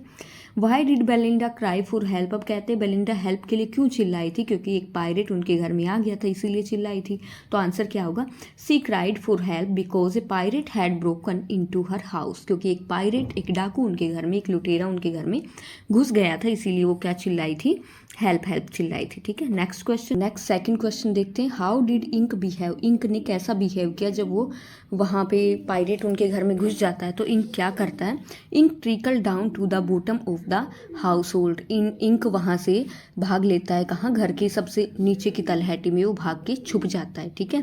तो आंसर क्या होगा, it ran away to the bottom of the house, वो भाग के घर की तलहटी में जाके छुप जाता है। कोई भी मदद नहीं करता है बेलिंडा की, ठीक है। नेक्स्ट क्वेश्चन देखते हैं, what did Mustard do when it heard Belinda's cry. Mustard ने क्या किया जब उसे बेलिंडा की क्राई सुनाई दी। तो यहाँ पे देखो हमारे second line, mustard fled with a terrible Yelp. Mustard वहाँ से भाग गया था एक भयानक आवाज़ निकालते हुए, क्योंकि मस्टर्ड क्या था, डॉग था, तो मतलब अपनी भौंकने की आवाज़ निकालते हुए वो भी वहाँ से भाग करके छुप गया था, ठीक है। तो देखो answer, afraid and yelping loudly it ran away from there. अब वो डर गया था और एक येल्पिंग, एक भयानक आवाज़, भौंकने की आवाज़ निकालते हुए वो वहाँ से भाग गया था। कहने का मतलब इनमें से किसी ने भी बेलिंडा की हेल्प नहीं की थी। Where did the mouse slip away. जो माउस था, जो चूहा था, वो कहाँ भाग गया था, तो उसने भी क्या किया था, and the little mouse Blink strategically mouse hold. उसने भी बड़ी योजनाबद्ध तरीके से वो भी अपने बिल में घुस गया था, ठीक है। तो आंसर क्या आ जाएगा हमारा, the mouse slipped away into his hole. वो माउस ने भी क्या किया था, जाके अपने होल में छुप गया था। Name the poem and the poet. बार बार यही एक क्वेश्चन रिपीट होगा, तो इसको ध्यान रखना कि हमें पता होनी चाहिए कि कौन सी पोम में क्या था, तभी हम कर पाएंगे ना। और हर एक पोम के पोइट का हमें पता होना चाहिए।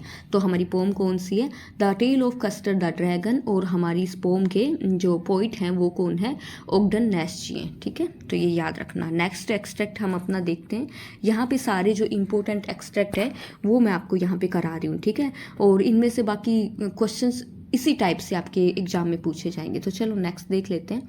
Belinda embraced him. बेलिंडा ने उसका आलिंगन किया। Mustard licked him. मस्टर्ड ने भी उसको, लिक्ड का मतलब होता है जैसे चाटना, ठीक है। No one mourn for his pirate victim. अब ये जो लास्ट में इसमें क्या होता है कि ये जो हमारा कस्टर्ड ड्रैगन रहता है ना, ये उस पायरेट को बिल्कुल ही खा जाता है, ठीक है, मार के खा जाता है। तो ये बताया गया है कि no one mourn for his pirate victim. कोई भी ना उस विक्टिम, उसके लिए, क्योंकि इसने उस पायरेट को, कस्टर्ड ने पायरेट को मार के खा लिया था, तो कोई भी शोक नहीं मनाता है कि तुमने उस पायरेट को मार के क्यों खाया, बल्कि सब खुश थे। Ink and Blink in glee did gyrate around the dragon that ate the pirate. Ink और ब्लिंक वो भी खुशी के साथ वहाँ पे डांस करते हैं। और जायरेट का मतलब होता है घूमना, उसके चारों तरफ खुशी से वो घूमते हैं, जिसने कि उस पायरेट को खा लिया था। तो अब इसके क्वेश्चंस देख लेते हैं। Who did Belinda embrace and Y.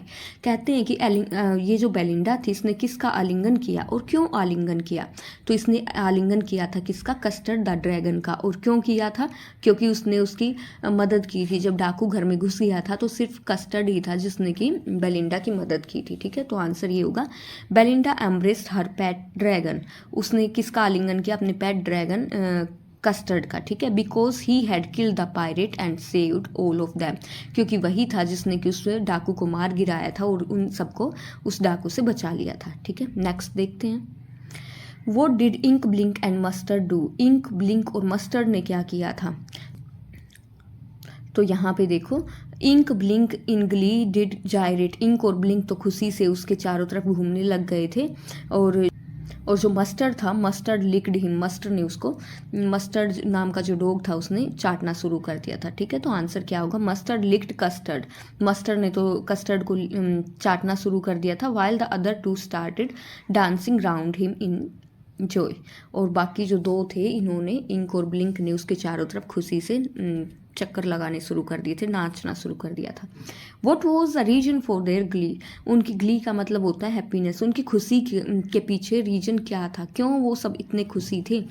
वो सब इसलिए खुशी थे क्योंकि वहाँ पे पायरेट आ गया था, सब उससे डर के छुप गए थे। लेकिन जब पायरेट को कस्टर्ड ने ख़त्म कर दिया, मार दिया, तो सब हैप्पी हो गए।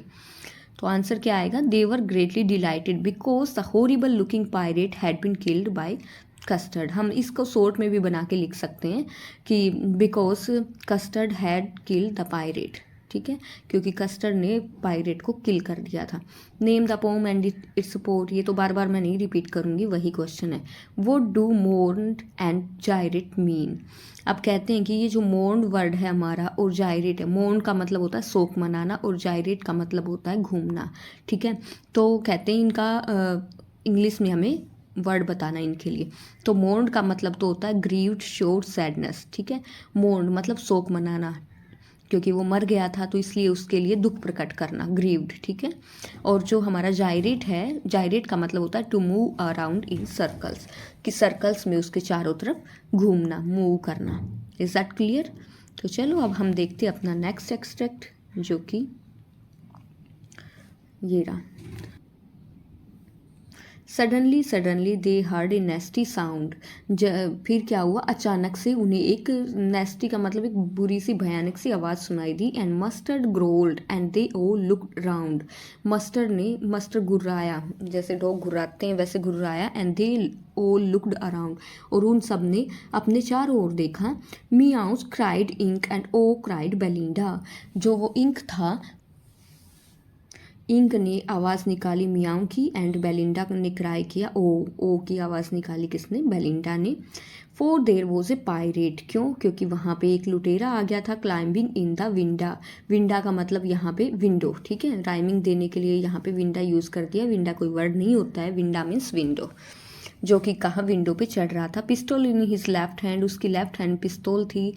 पिस्तौल इन हिज राइट में पिस्तौल थी। And he held in his teeth A Cutlass bright, और उसके दांतों में उसने एक अपनी चमकदार तलवार को दबा रखा था। ही बियर्ड वॉज ब्लैक, उसकी दाढ़ी काली थी।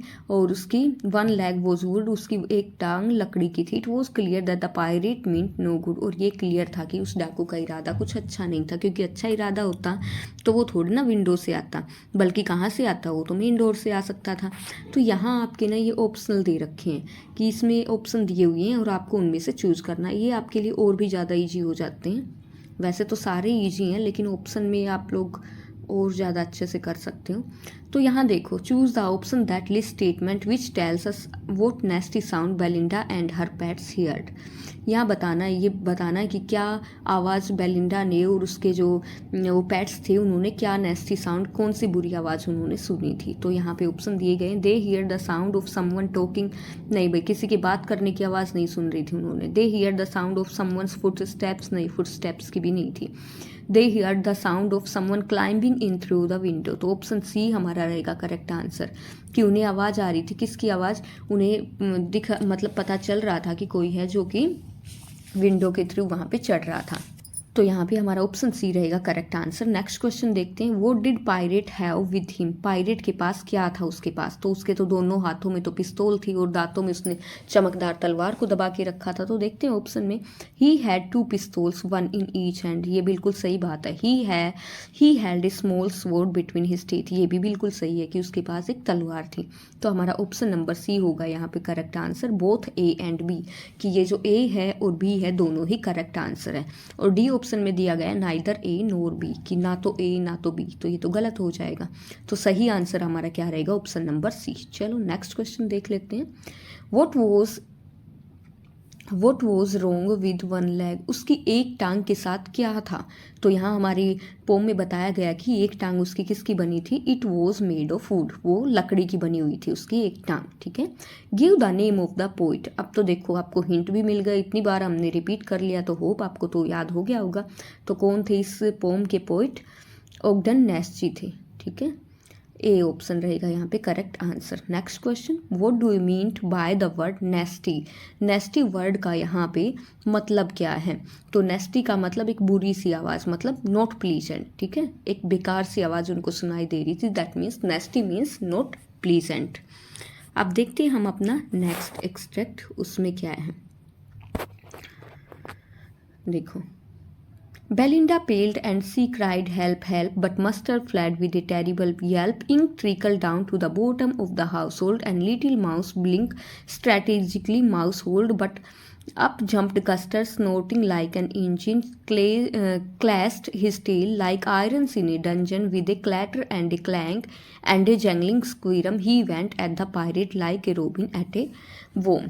तो इसमें बताया गया है कि बेलिंडा पीली पड़ गई थी, लेकिन कोई भी उसकी हेल्प के लिए नहीं आया था। पहले तो मस्टर्ड भी छुप गया था, जो इंक है वो भी घर की तलहटी में छुप गया था, और जो ये ब्लिंक है वो भी अपने माउस होल में अपने बिल में घुस गया था। और फिर एकदम से कस्टर्ड आता है, बिल्कुल कैसे ये इंजन की तरह फुफकारता हुआ, इंजन की तरह साउंड निकालता हुआ वहाँ पे कस्टर्ड आता है और लोहे की तरह उसकी ने अपनी पूंछ को कोठरी के ऊपर देख के मारा। डंजन मतलब होता है कोठरी जो कि लोहे की बनी होती है, और एक तेज़ खनखनाहट के साथ वो डाकू पे बिल्कुल एक रोबिन पक्षी की तरह वो अटैक कर देता है। तो ये है इसकी हिंदी। तो चलो आप क्वेश्चंस देखते हैं।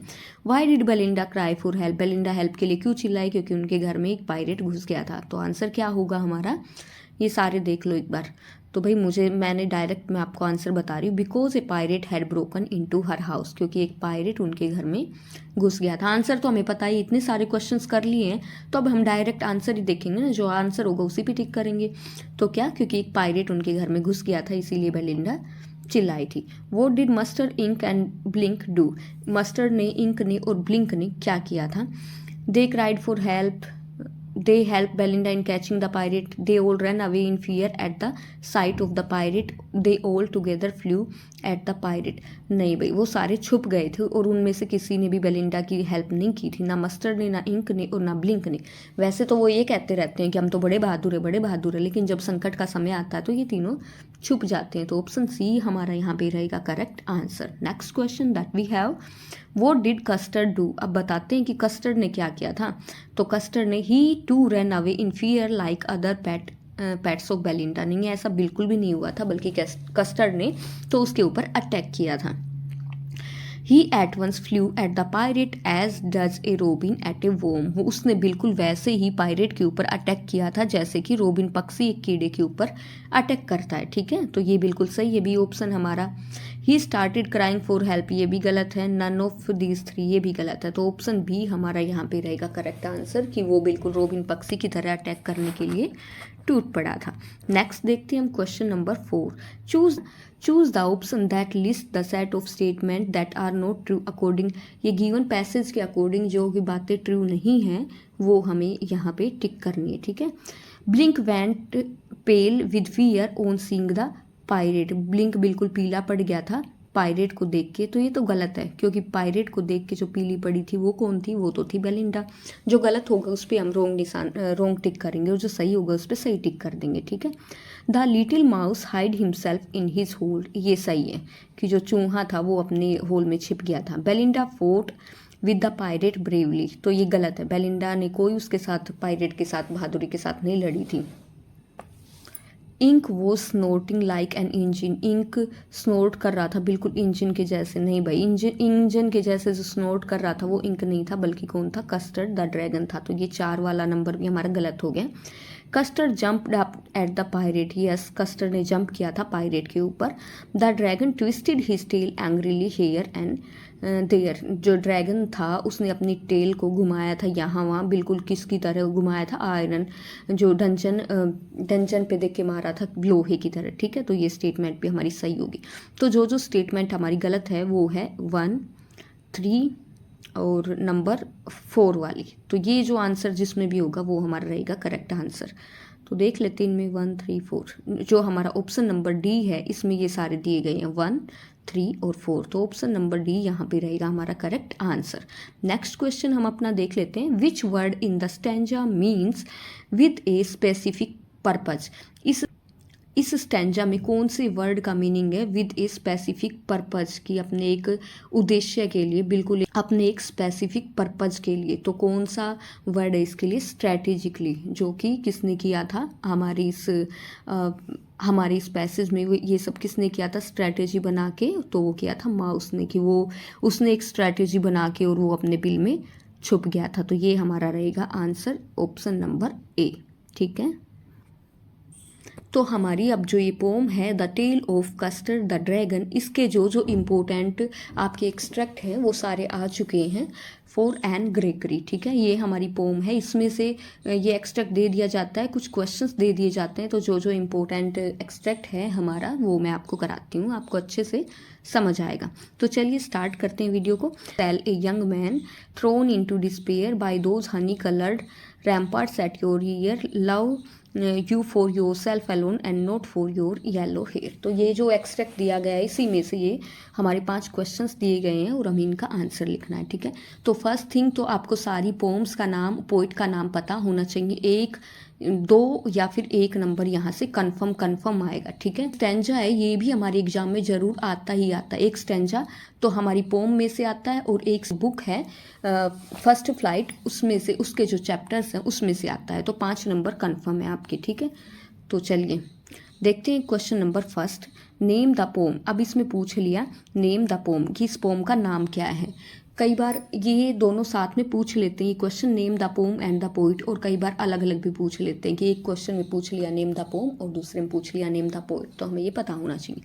तो ये जो पोम है इसका नाम क्या है, इसका नाम तो मैं पहले ही आपको बता चुकी हूँ, फॉर एन ग्रेगरी, ठीक है। तो पोम का नाम हो गया फॉर एन ग्रेगरी। और हमारी इस पोम के पोइट कौन है, पहले ही मैं आपको बता देती हूँ, विलियम बटलर यीस्ट जी, ठीक है। विलियम बटलर यीस्ट, ये हम एक्सट्रैक्ट करेंगे तो वहाँ कहीं ना कहीं आ भी जाएगा। सेकंड क्वेश्चन देखते हैं, what is the colour of women's hair. जो वो औरत थी इस पोम में, उनके बालों का कलर कैसा था। तो उनके बालों का कलर कैसा था हमारी इस पोम में, तो उनका कलर कैसा था, येलो कलर, ठीक है। नेक्स्ट क्वेश्चन देखते हैं, what will the man love for her for. कहते हैं कि इस पोम में ना एक बातचीत दिखाई गई है, यंग मैन और वुमेन के बीच की बातचीत दिखाई गई है। अगर आपने इस पोम की लाइन बाय लाइन एक्सप्लेनेशन नहीं देखी हुई है तो आप मेरे चैनल पे जाके और सर्च कर सकते हैं। वो आपको जब पोम की पूरी लाइन बाय लाइन एक्सप्लेनेशन अच्छे से याद होगी, वर्ड मीनिंग्स पता होंगे, तो आप क्वेश्चंस को ईजिली सोल्व कर पाओगे, ठीक है। तो जाके एक बार वो वीडियो चेक कर लेना। कहते हैं what will the man love her four, कि वो जो आदमी है वो उसको किस चीज़ के लिए प्यार करेगा। तो इस पोम में बताया गया है कि कोई भी इंसान तुम्हें प्यार करेगा तुम्हारी येलो हेयर्स के लिए ही। तो ऐसा इसमें बताया गया है। येलो हेयर्स को यहाँ पे कंपेयर किया गया है फिजिकल ब्यूटी से। तो आंसर क्या होगा, he will love her for her physical beauty, की कोई भी इंसान इसको प्यार करेगा वो इसकी फिजिकल ब्यूटी के लिए प्यार करेगा, ना ही कि इनकी इनर ब्यूटी के लिए। Next question, What feature of the woman has put the young man into despair। कहते हैं कि क्या चीज़ है यंग वुमेन की जो कि जिससे कि यंग मैन उदासी में चला जाएगा, निराशा में चला जाएगा। तो आंसर क्या रहेगा, हर प्राइड, उसका जो घमंड है, उसका जो अहंकार है, उसके कारण ही कहते हैं कि जो कोई भी यंग मैन होगा वो उदासी में चला जाएगा, ठीक है। क्योंकि यहाँ पे ये दिखाया गया है कि हमारी जो पोइट है वो कहते हैं कि कोई भी यंग मैन ना तुम्हें तुम्हारे बालों के कलर देख के प्यार करेगा, मतलब तुम्हारी जो फिजिकल ब्यूटी है उसको देख के प्यार करेगा। तो फिर ये कहती हमारी जो ये वुमेन है ये कहती हैं कि नहीं, मैं तो ऐसा चाहती नहीं कोई मुझे मेरी फिजिकल ब्यूटी से प्यार करे, मैं तो चाहती हूँ कोई मुझे मेरी इनर ब्यूटी से प्यार करे। तो फिर हमारे पोइट कहते हैं कि कोई भी आदमी देख के अगर तुम इसी तरह से करोगी कि कोई मेरी इनर ब्यूटी से ही प्यार करे, तो उसके कारण वो तुम्हारी इस प्राइड के कारण वो इंसान उदासी में चला जाएगा। Find the word, next question, find from the stanza a word which means defensive wall of a fort. तो इसके लिए जो वर्ड यूज हुआ है वो क्या वर्ड यूज हुआ है हमारा, रैम्पार्ट्स, ठीक है। यहाँ पे पोम में ये वर्ड यूज हुआ है रैम्पार्ट्स। इसका मतलब क्या होता है, defensive wall of a fort, किसी भी दुर्ग की बाहरी जो उसको प्रोटेक्ट करती हैं वो दीवारें, ठीक है। तो यहाँ पे पोम में रैम्पार्ट्स यूज हुआ है कि जो हमारे कान हैं और कानों के दोनों साइड से जो बाल आते हैं, तो बालों के लिए पोम में रैम्पार्ट्स का वर्ड का यूज़ किया है, ठीक है। लेकिन इसका मतलब क्या होता है, defensive wall of a fort. Next extract देखते हैं हम अपना, but I can get a hair dye and set such colour there brown black carrot that young man in despair may love me for myself alone and not my yellow hair. तो इनके जवाब, जब poet कहते हैं तुम्हें तुम्हारी physical beauty के लिए ही कोई प्यार करेगा, इनर ब्यूटी के लिए नहीं, तो इसके जवाब में हमारी ये जो यंग वुमेन है वो कहती हैं लेकिन मैं तो अपने बालों पे कलर करा सकती हूँ जैसा भी मैं चाहूँ, ब्लैक कैरेट जैसा भी मैं चाहूँ, और फिर वो जो यंग मैन है वो उदासी में मुझे मेरे लिए ही प्यार करेगा, ना कि मेरे येलो हेयर के लिए। तो चलो आप क्वेश्चंस देखते हैं। What colour is the girl's hair, तो गर्ल के हेयर का कलर कैसा दिखाया गया हमारे में, तो कैसा, yellow. What colour can she give to her hair, वो कैसा कैसा कलर दे सकती है। तो क्या आया है हमारे क्वेश्चन में, ये पैसेज में ब्लैक दे सकती है, ब्राउन दे सकती है, कैरेट दे सकती है, ठीक है। तो ये हो गया। Next question, what does C expect from the young man in despair, वो उस यंग मैन से जो कि उदासी में है, जो कि निराशा में, उससे क्या एक्सपेक्ट करती है। एक्सपेक्ट करती है, she expects that young man loves her for herself alone, कि जो यंग मैन है ना वो उसको प्यार करे सिर्फ उसके लिए, and not for her yellow hair, और उसके जो पीले बाल हैं उनके लिए उसको प्यार ना करे, क्योंकि वो अपने पीले बालों को तो कभी भी चेंज करा लेगी, कलर उनका कभी भी चेंज करा लेगी। चलो नेक्स्ट एक्सट्रैक्ट देख लेते हैं जो कि हमारा है extract number 3। I heard an old religious man but yesternight declared that he had found a text to prove that only God, my dear, could love you for yourself alone and not your yellow hair।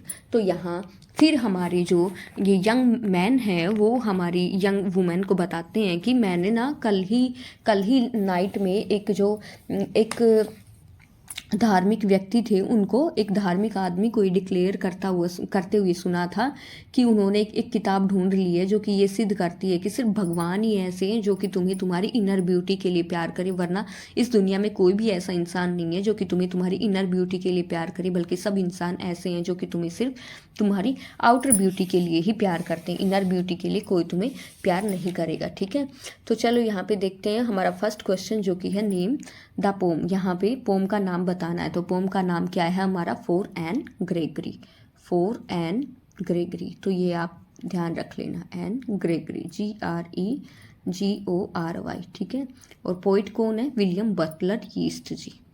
चलो next question देखते हैं।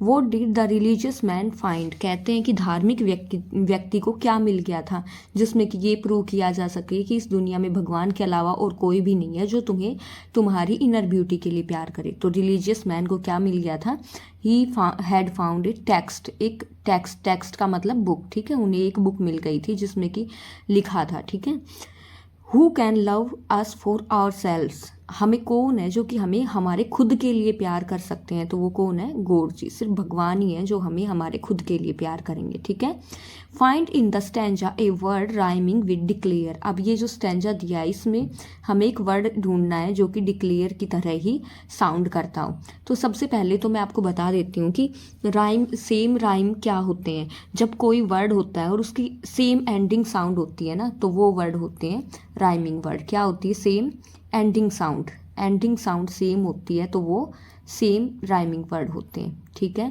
अच्छा, अब हमारी poet में से ये भी अब हमारी पोम में से ना ये भी पूछा जाता है कि जैसे कि ये पैसेज दे दिया, ये स्टैंजा दे दिया, कि जैसे कि ये स्टैंजा दे दिया तो इसकी राइमिंग स्कीम क्या है ये बताओ। ठीक है, ये क्वेश्चन भी पूछा जा सकता है। तो अब मैं आपको बता देती हूँ इस पूरी पोम की जो राइमिंग स्कीम है वो क्या है, ABCBDB, ABCBDB।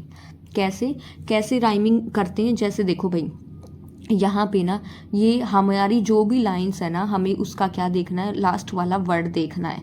अब यहाँ पे देखो मैन है तो हम ए से राइमिंग देना शुरू कर देते हैं, तो मैन को मैंने दे दिया ए। अब डिक्लेयर, क्योंकि ये मैन और डिक्लेयर सेम एंडिंग साउंड तो है नहीं, तो मैंने डिक्लेयर को क्या दे दिया, राइमिंग बी दे दिया। अलग अलग राइमिंग देंगे, अगर सेम साउंड होगी तो वही सेम लेटर हम देंगे, नहीं तो अलग लेटर देंगे। ठीक है, अब यहाँ पे देखो थर्ड लाइन में प्रूव है, प्रूव।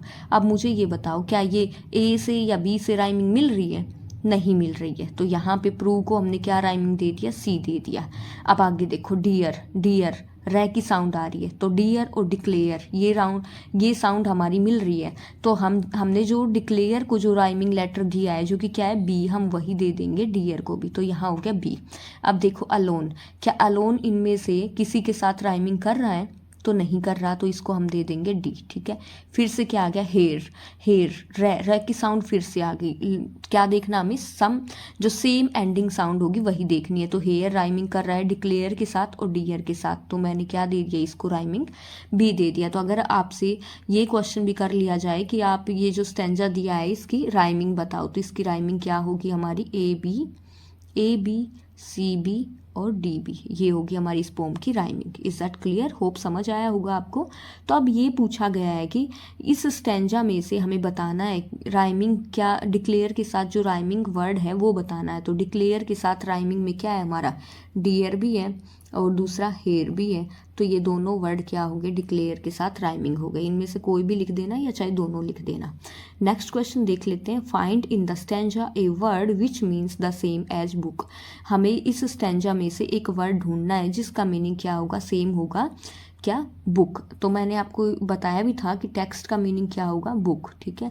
तो बुक के अब मीनिंग एज बुक, यहाँ पे बुक का पूछा है तो हम यहाँ क्या लिख देंगे, बुक वाले में टेक्स्ट, ठीक है, TEXT, टेक्स्ट हो गया ये। चलो अब हम देख लेते हैं हम अपना next extract. And set such color there, brown or black or carrot, that young man in despair may love me for myself alone and not my yellow hair, ठीक है। तो चलो ये आपको मैंने हिंदी तो पहले भी बता दी है, तो अब हम इसके डायरेक्ट क्वेश्चंस करते हैं। What is the colour of girls hair, तो गर्ल के बालों का कलर कैसा बताया गया हमारी पोम में, येलो बताया गया है। तो राइट आंसर क्या होगा हमारा, ऑप्शन नंबर ए, क्योंकि ए में ही येलो दिया गया है, बाकी तो अलग अलग ब्लैक, ब्राउन, ग्रे, इनके बारे में तो ये बोला था कि ये ऐसे ऐसे कलर करा सकती हैं, लेकिन कलर कैसा था उनके बालों का, येलो था। What colour can she give to her hair, वो कौन सा कलर दे सकती है अपने बालों को, तो वो ब्राउन भी दे सकती है, कैरेट भी दे सकती है, ब्लैक भी, तो ऑल ऑफ दीज, ठीक है। तो यहाँ पे ऑप्शन नंबर डी आ जाएगा हमारा करेक्ट आंसर। चलो नेक्स्ट क्वेश्चन देखते हैं। What does she want to change, why does she want to change the colour of her hair, वो क्यों अपने बालों का कलर चेंज करना चाहती है, तो क्या आएगा हमारा answer, because she doesn't like the colour of her hair, ये नहीं होगा। Because she want to have a new colour of hair, ये भी नहीं होगा। तो क्या होगा, because she wants someone to love for herself alone and not for the colour of her hair, वो चाहती है कि कोई भी उसे सिर्फ उसके लिए प्यार करे, उसके बालों के लिए प्यार ना करे, इसीलिए वो बोलती है कि बालों का तो मैं कभी भी कलर चेंज करा लूंगी, ठीक है।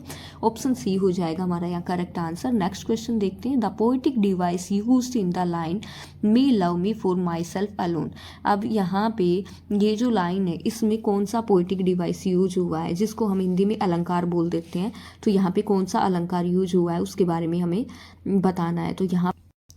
तो यहाँ पे जो यूज हुआ है वो किसका, एलिट्रेशन का, ठीक है। एलिट्रेशन मतलब हिंदी में जिसको बोलते हैं हम अनुप्रास अलंकार बोलते हैं, जिसमें कि सेम जो स्टार्टिंग साउंड होती है वो रिपीट होती है, तो वो कौन सा अलंकार होता है हमारा, अनुप्रास अलंकार होता है, ठीक है। When two or more words that start with the same sound are use repeatedly in a sentence, तो वो क्या कहलाता है हमारा, एलिट्रेशन। तो यहाँ पे इसमें क्या यूज हुआ है, एलिट्रेशन का, ठीक है। देखो मे एम यूज हुआ है, एम का बार बार से यहाँ पे यूज हुआ है लगातार, ठीक है। तो यहाँ एलिट्रेशन हो गया। नेक्स्ट देखते हैं हम अपना, which word in the extract means a substance used for changing the colour of hair, कहते हैं कि इस स्टेंजा में कौन सा वो वर्ड यूज हुआ है, तो वो वर्ड यूज हुआ है हेयर डाई, ठीक है, हेयर डाई। तो ऑप्शन डी रहेगा हमारा यहाँ पे करेक्ट आंसर। तो यहाँ पे आपकी पोम के सीन एक्सट्रैक्ट होते हैं। एंड होप स्टूडेंट्स आपको ये वीडियो अच्छी लगी होगी, अगर चैनल सब्सक्राइब नहीं किया है तो सब्सक्राइब कर लो, और अगर वीडियो अच्छी लगी होगी तो अपने फ्रेंड्स को शेयर करना, लाइक करना ना भूलें। थैंक्स फॉर वॉचिंग, मिलते हैं नेक्स्ट वीडियो में, तब तक के लिए bye bye, take care, have a nice day.